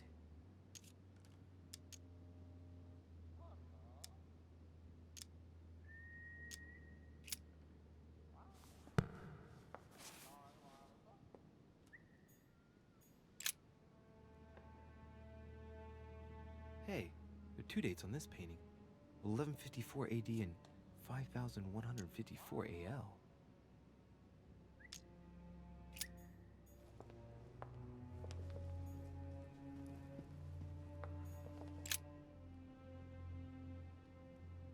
A painting depicting the Third Crusade. It's titled Winter Before the Fall of Saint-Jean d'Acre. Siege of Saint-Jean d'Acre. It was a major conflict during the Third Crusade. Richard the Lionheart and Philip Augustus fought to take the town back. It was the Crusaders' first operation to take back the Kingdom of Jerusalem.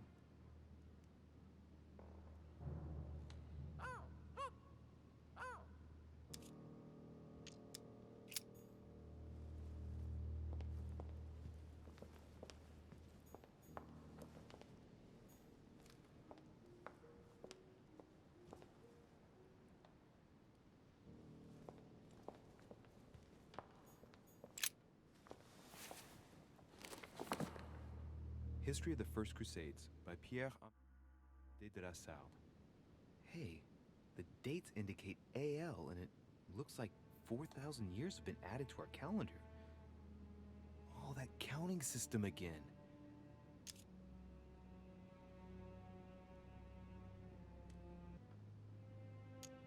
The famous call of Pope Urban II. 20 years after the capture of Jerusalem from the Arabs by the Turks, Urban II convened the council. He promises a plenary indulgence to Christians who go and get Jerusalem back from the Turks. The result, the Jewish community on the road to Jerusalem found itself persecuted for no reason. 12,000 Jews would perish, not to mention the massacre of Ma'ara, where acts of cannibalism by Frankish crusaders were reported, or even the capture of Jerusalem, where approximately 30,000 were left dead. It signaled the beginning of centuries of wars of religion.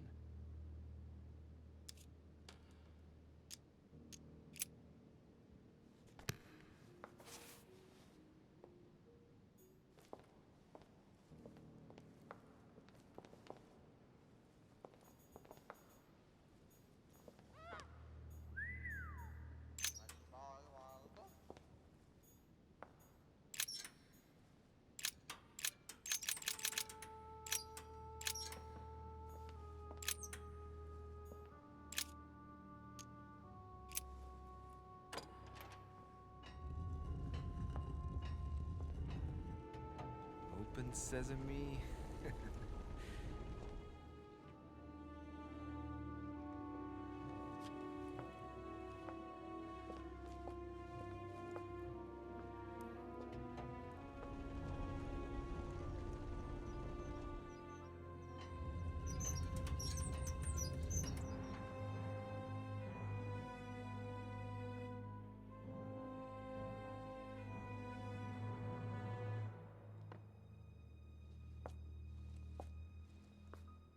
Let's see what you've been hiding, Lord Murderer.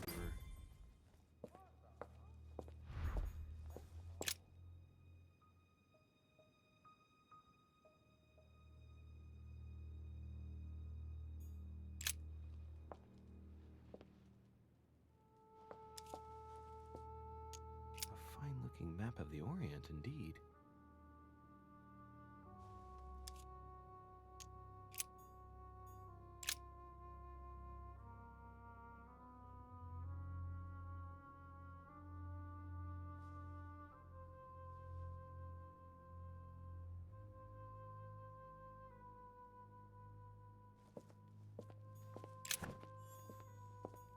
It's locked.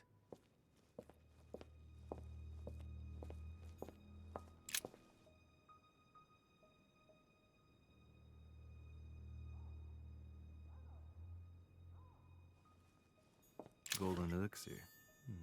I'll keep it for later.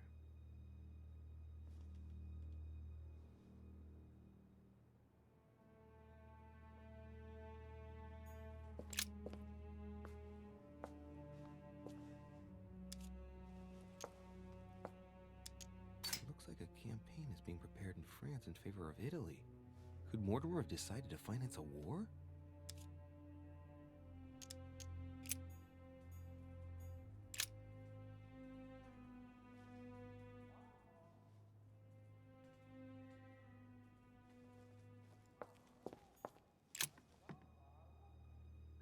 This is my mother's writing.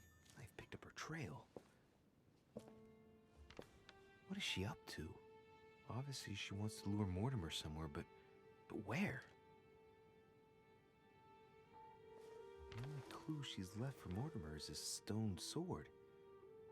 It must be intentional. It looks like a decorative sword, like from a statue, for example. And judging by the state of it, I'm guessing it's been left outside for a long time. I have absolutely got to find out where it came from.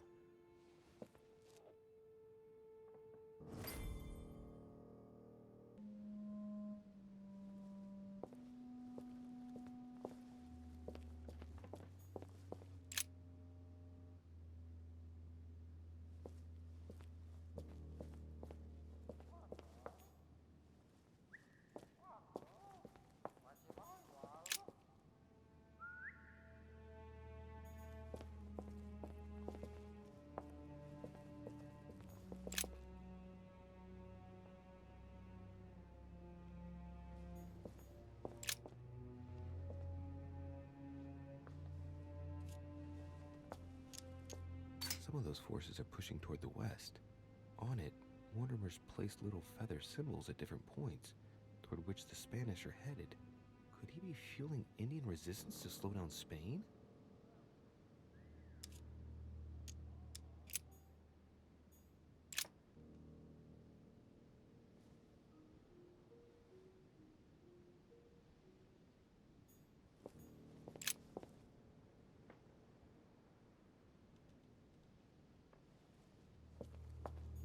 Weakness of the Human Psyche by Guillaume Tremor. He says, it is possible to drill an idea into someone by constant daily repetition until the mind gives in. And goes on, there are hundreds of good ways to live life, but you only need one to convince the masses that it's the only one possible.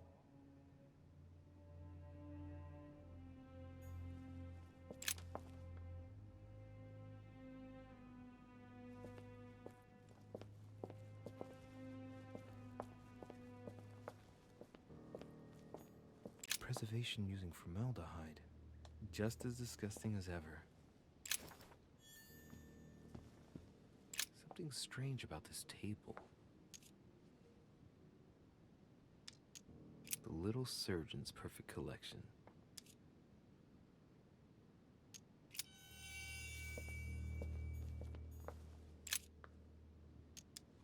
Looks like obsidian or onyx. Must weigh a ton.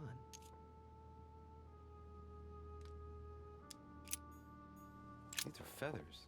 Pigeon, probably. A skeleton by the name of Gustav, if the plaque on the plinth is anything to go by. Mortimer's given a name to his anatomy skeleton. That's morbid. Oh, his right hand is missing.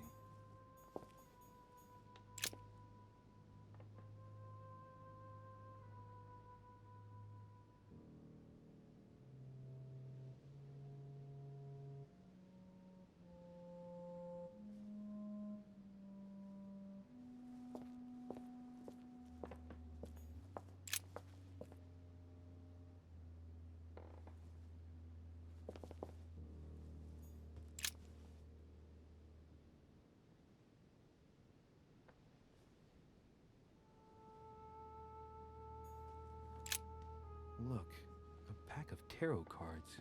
Has he been reading the cards? Mortimer? That would surprise me.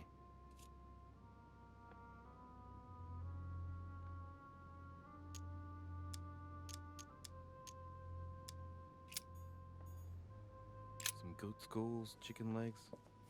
Now we all know what that's for. 3 rusty old nails. They're about 20 centimeters long.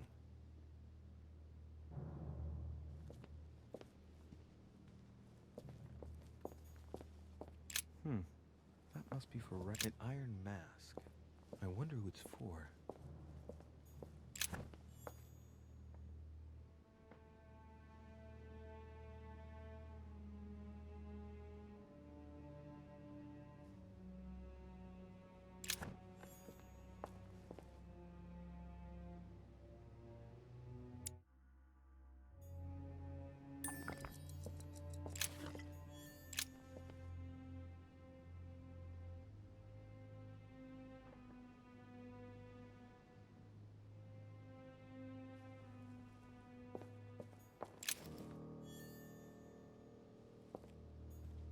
Am I seeing things, or is that an actual von Leeuwenhoek microscope? Incredible. Mortimer really is at the cutting edge of science. Even at the Order, it took us ages to get one of those. A chest with a motif representing the alchemical symbol of fire.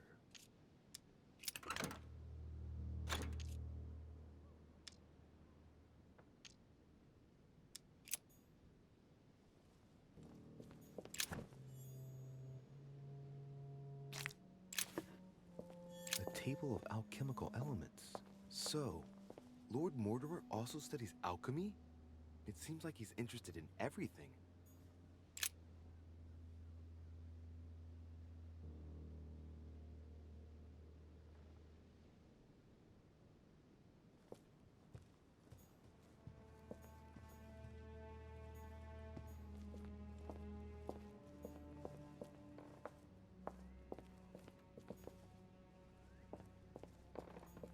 chest with a motif representing the alchemical symbol of fire.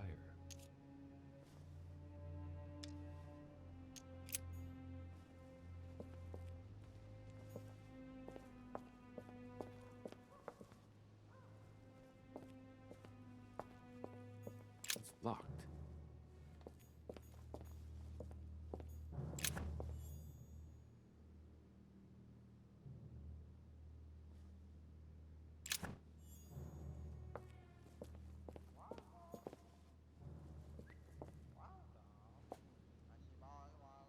Oh shit. How am I gonna get out of here now?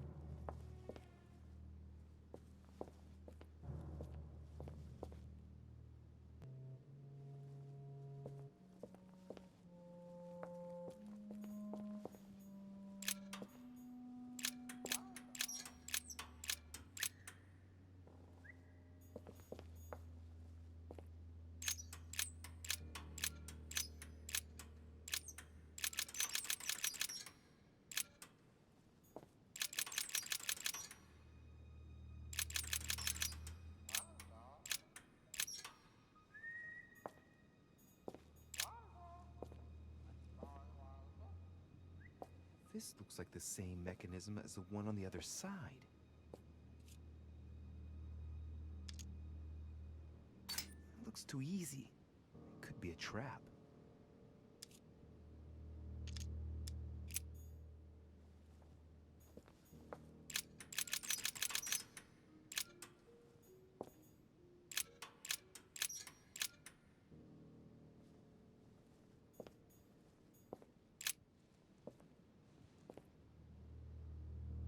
This looks like the same mechanism as the one on the other side.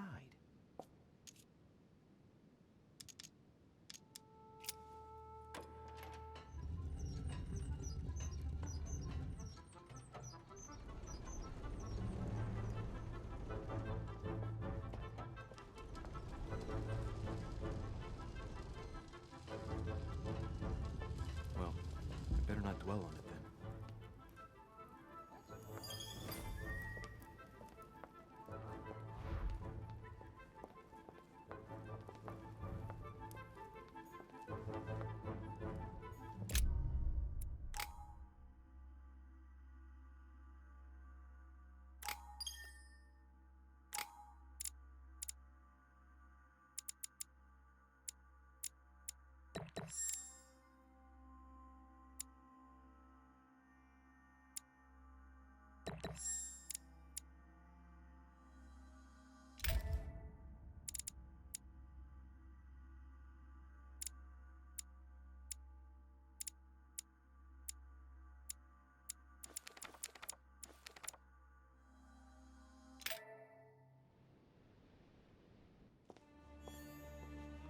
This note is about a meeting with Lord Mortimer.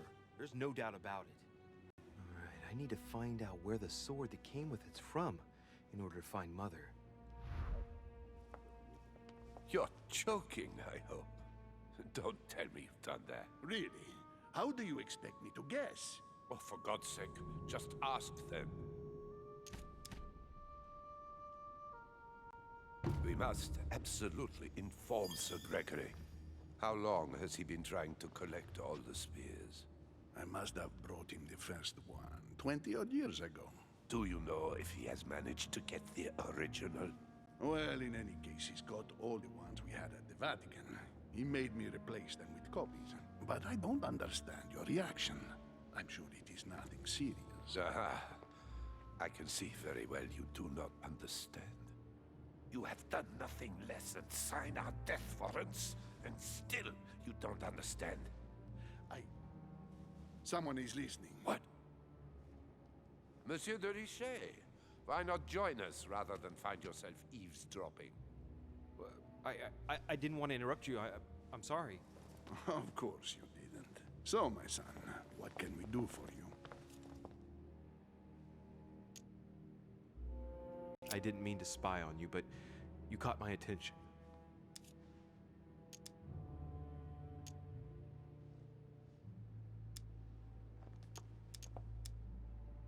Your Eminence, I don't know what you said to Mr. von Bollner, but the poor fellow looks positively crestfallen. Not at all. Don't you believe it, Louis? I was just telling Monsieur about Lord Mortimer's burning passion for holy relics. You must have noticed he's a bit of a collector. Well, for years, he has been searching high and low to bring all the copies of the Holy Spear together. As I was coming here, I thought I'd bring him a few of them. That's all. Be quiet, for God's sake. Please leave us, monsieur. His Eminence and I wish to finish our discussion alone.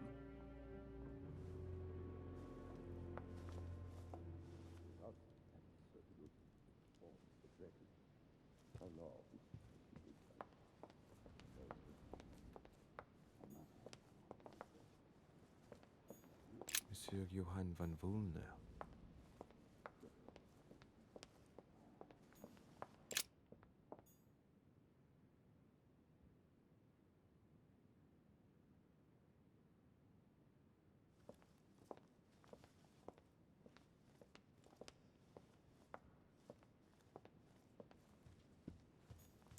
I am sorry, sir, but the conference room is under preparation and is consequently inaccessible to guests.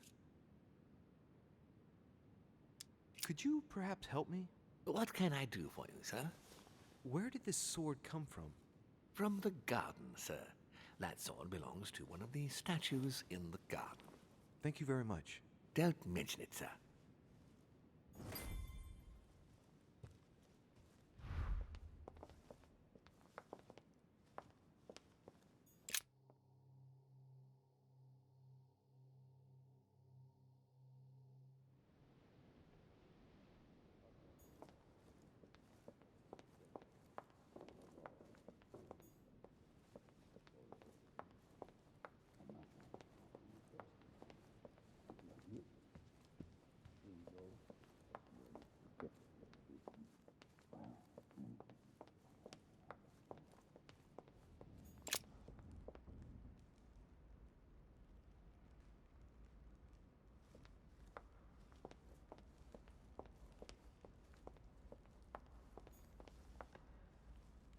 Lord Mortimer certainly has a taste for staging rooms.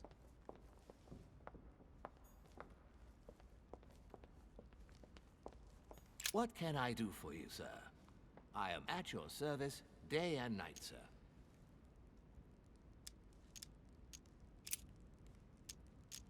What is outside on the island exactly? Lord Mortimer has made a point of keeping the main part of the island in its natural state, sir. For security reasons, only the wharves and the gardens are accessible to guests. If Sir would like to walk along the wharves, he has only to follow the pathway used upon his arrival. If he would like to walk in the interior gardens of the manor, I would advise Sir to pass through the portrait gallery.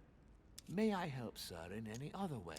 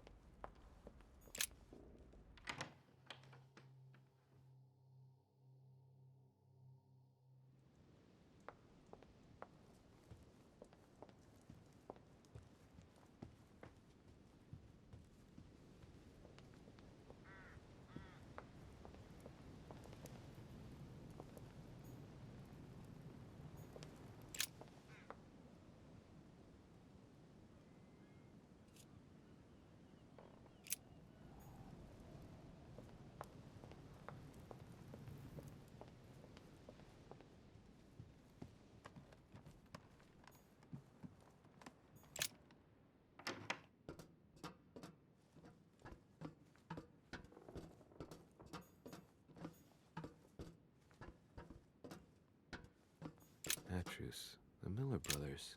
Mother expressly forbade me from reading it.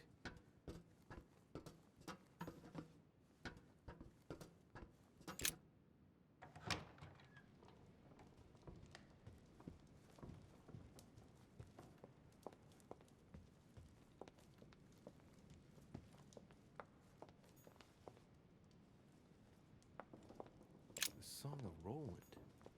Roland feeleth his death is near, his brain is oozing by either ear. With his brain oozing, it's already remarkable that he can feel anything. There's the alchemical symbol of the earth on the lid.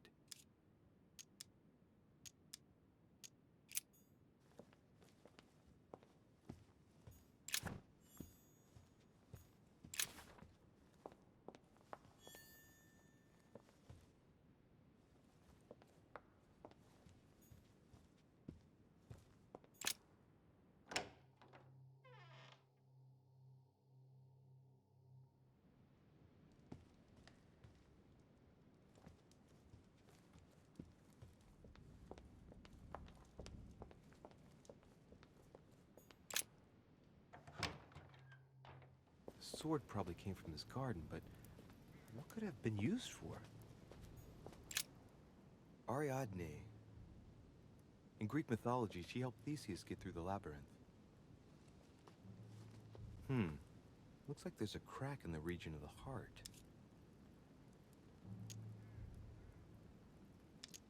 Let's see. A crack as long as my finger.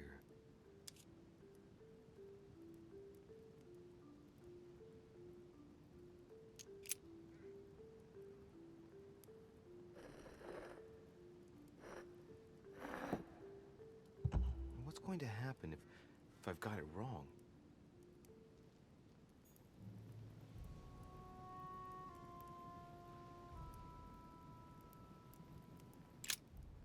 Ariadne. Try something else.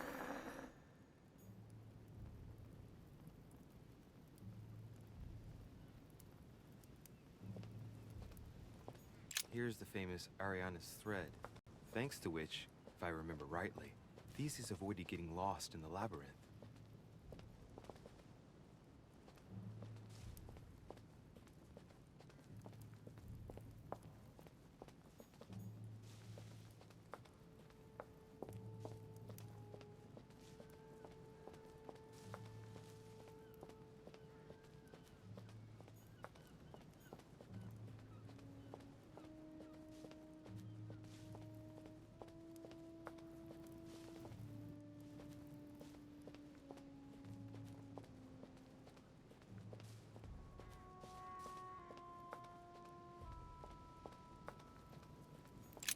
Pasiphae, daughter of Perseus and sister of Circe.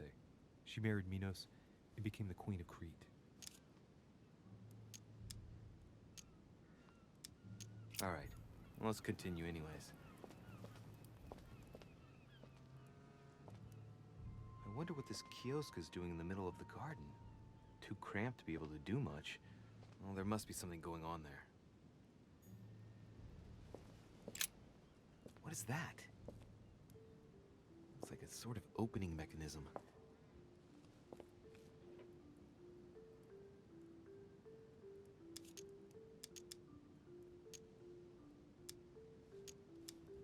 Knowing Mortimer, I bet it's booby-trapped. There's a little hole at the fingers. I'm pretty sure if I get it wrong, I'll get pricked. Damn you, Mortimer. Reminds me of traps I studied in Egyptian tombs.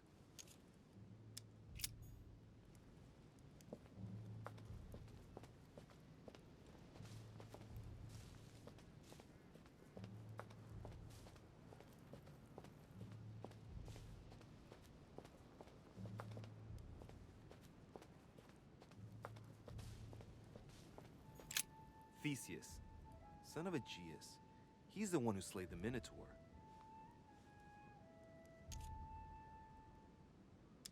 I wonder if Mother managed to solve this enigma.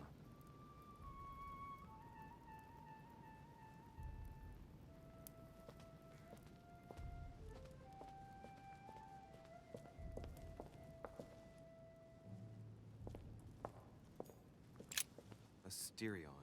It is rare to see him like this. In general, he's represented with the head of a bull, with the features of the Minotaur. The famous son of Minos and Pasiphae. Let's go.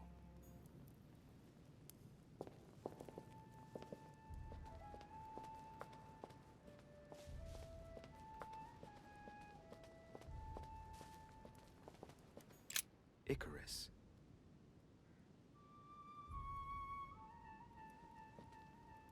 Son of Daedalus and Nocrate. Impossible to mistake him with those wings. After flying too close to the sun, they came unstuck and he fell to his death. Pity. Well, let's keep going.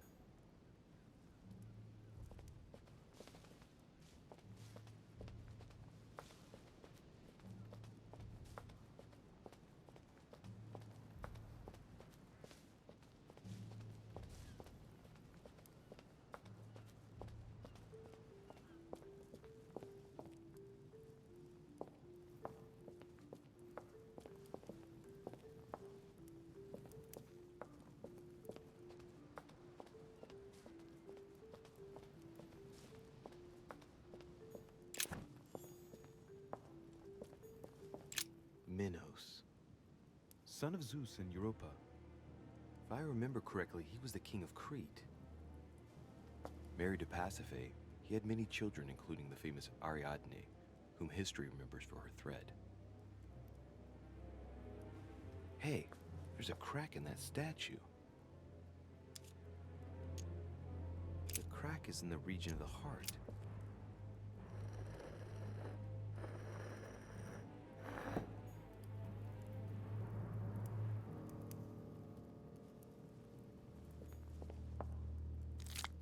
Honey, the remedy of the gods.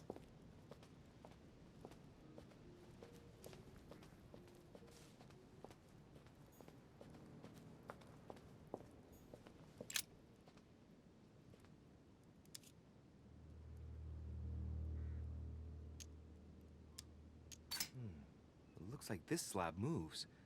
Well, I wouldn't be surprised if there was a passageway underneath it.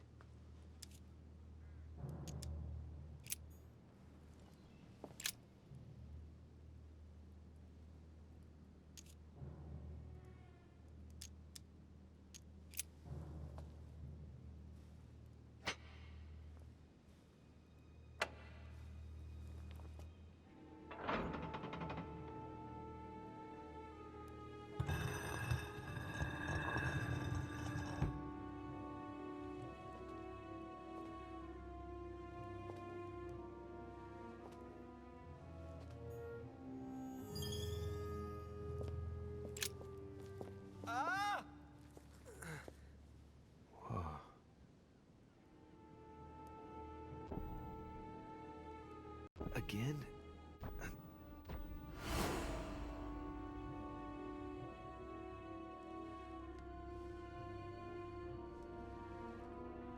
You can't be serious, Manuel. You know that's not going to happen. You must leave me alone now. I have agreed to everything.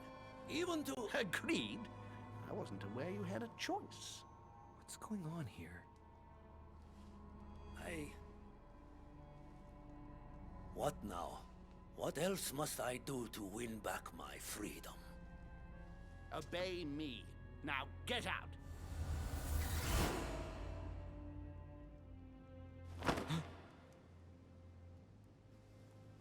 What was that? That's the third time in 3 days.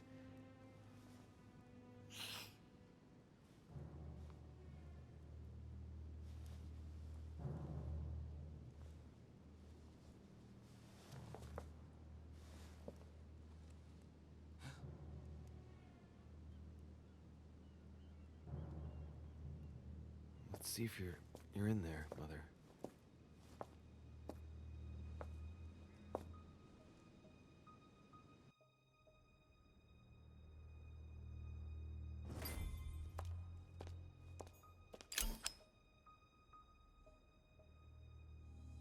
Amber.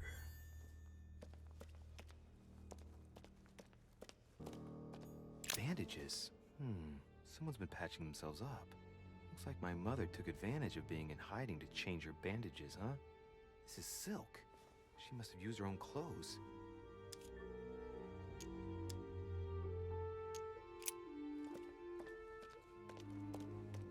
A Byzance.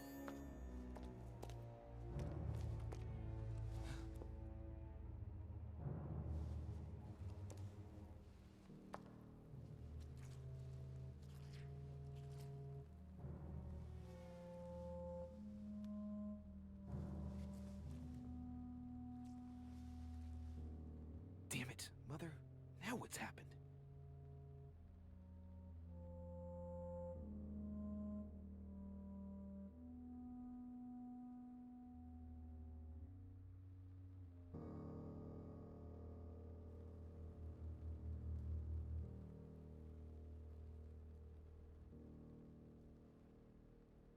Don't move! Wait, I'm not armed. Who are you? Good God, Mother, what have you— Tell me who you are!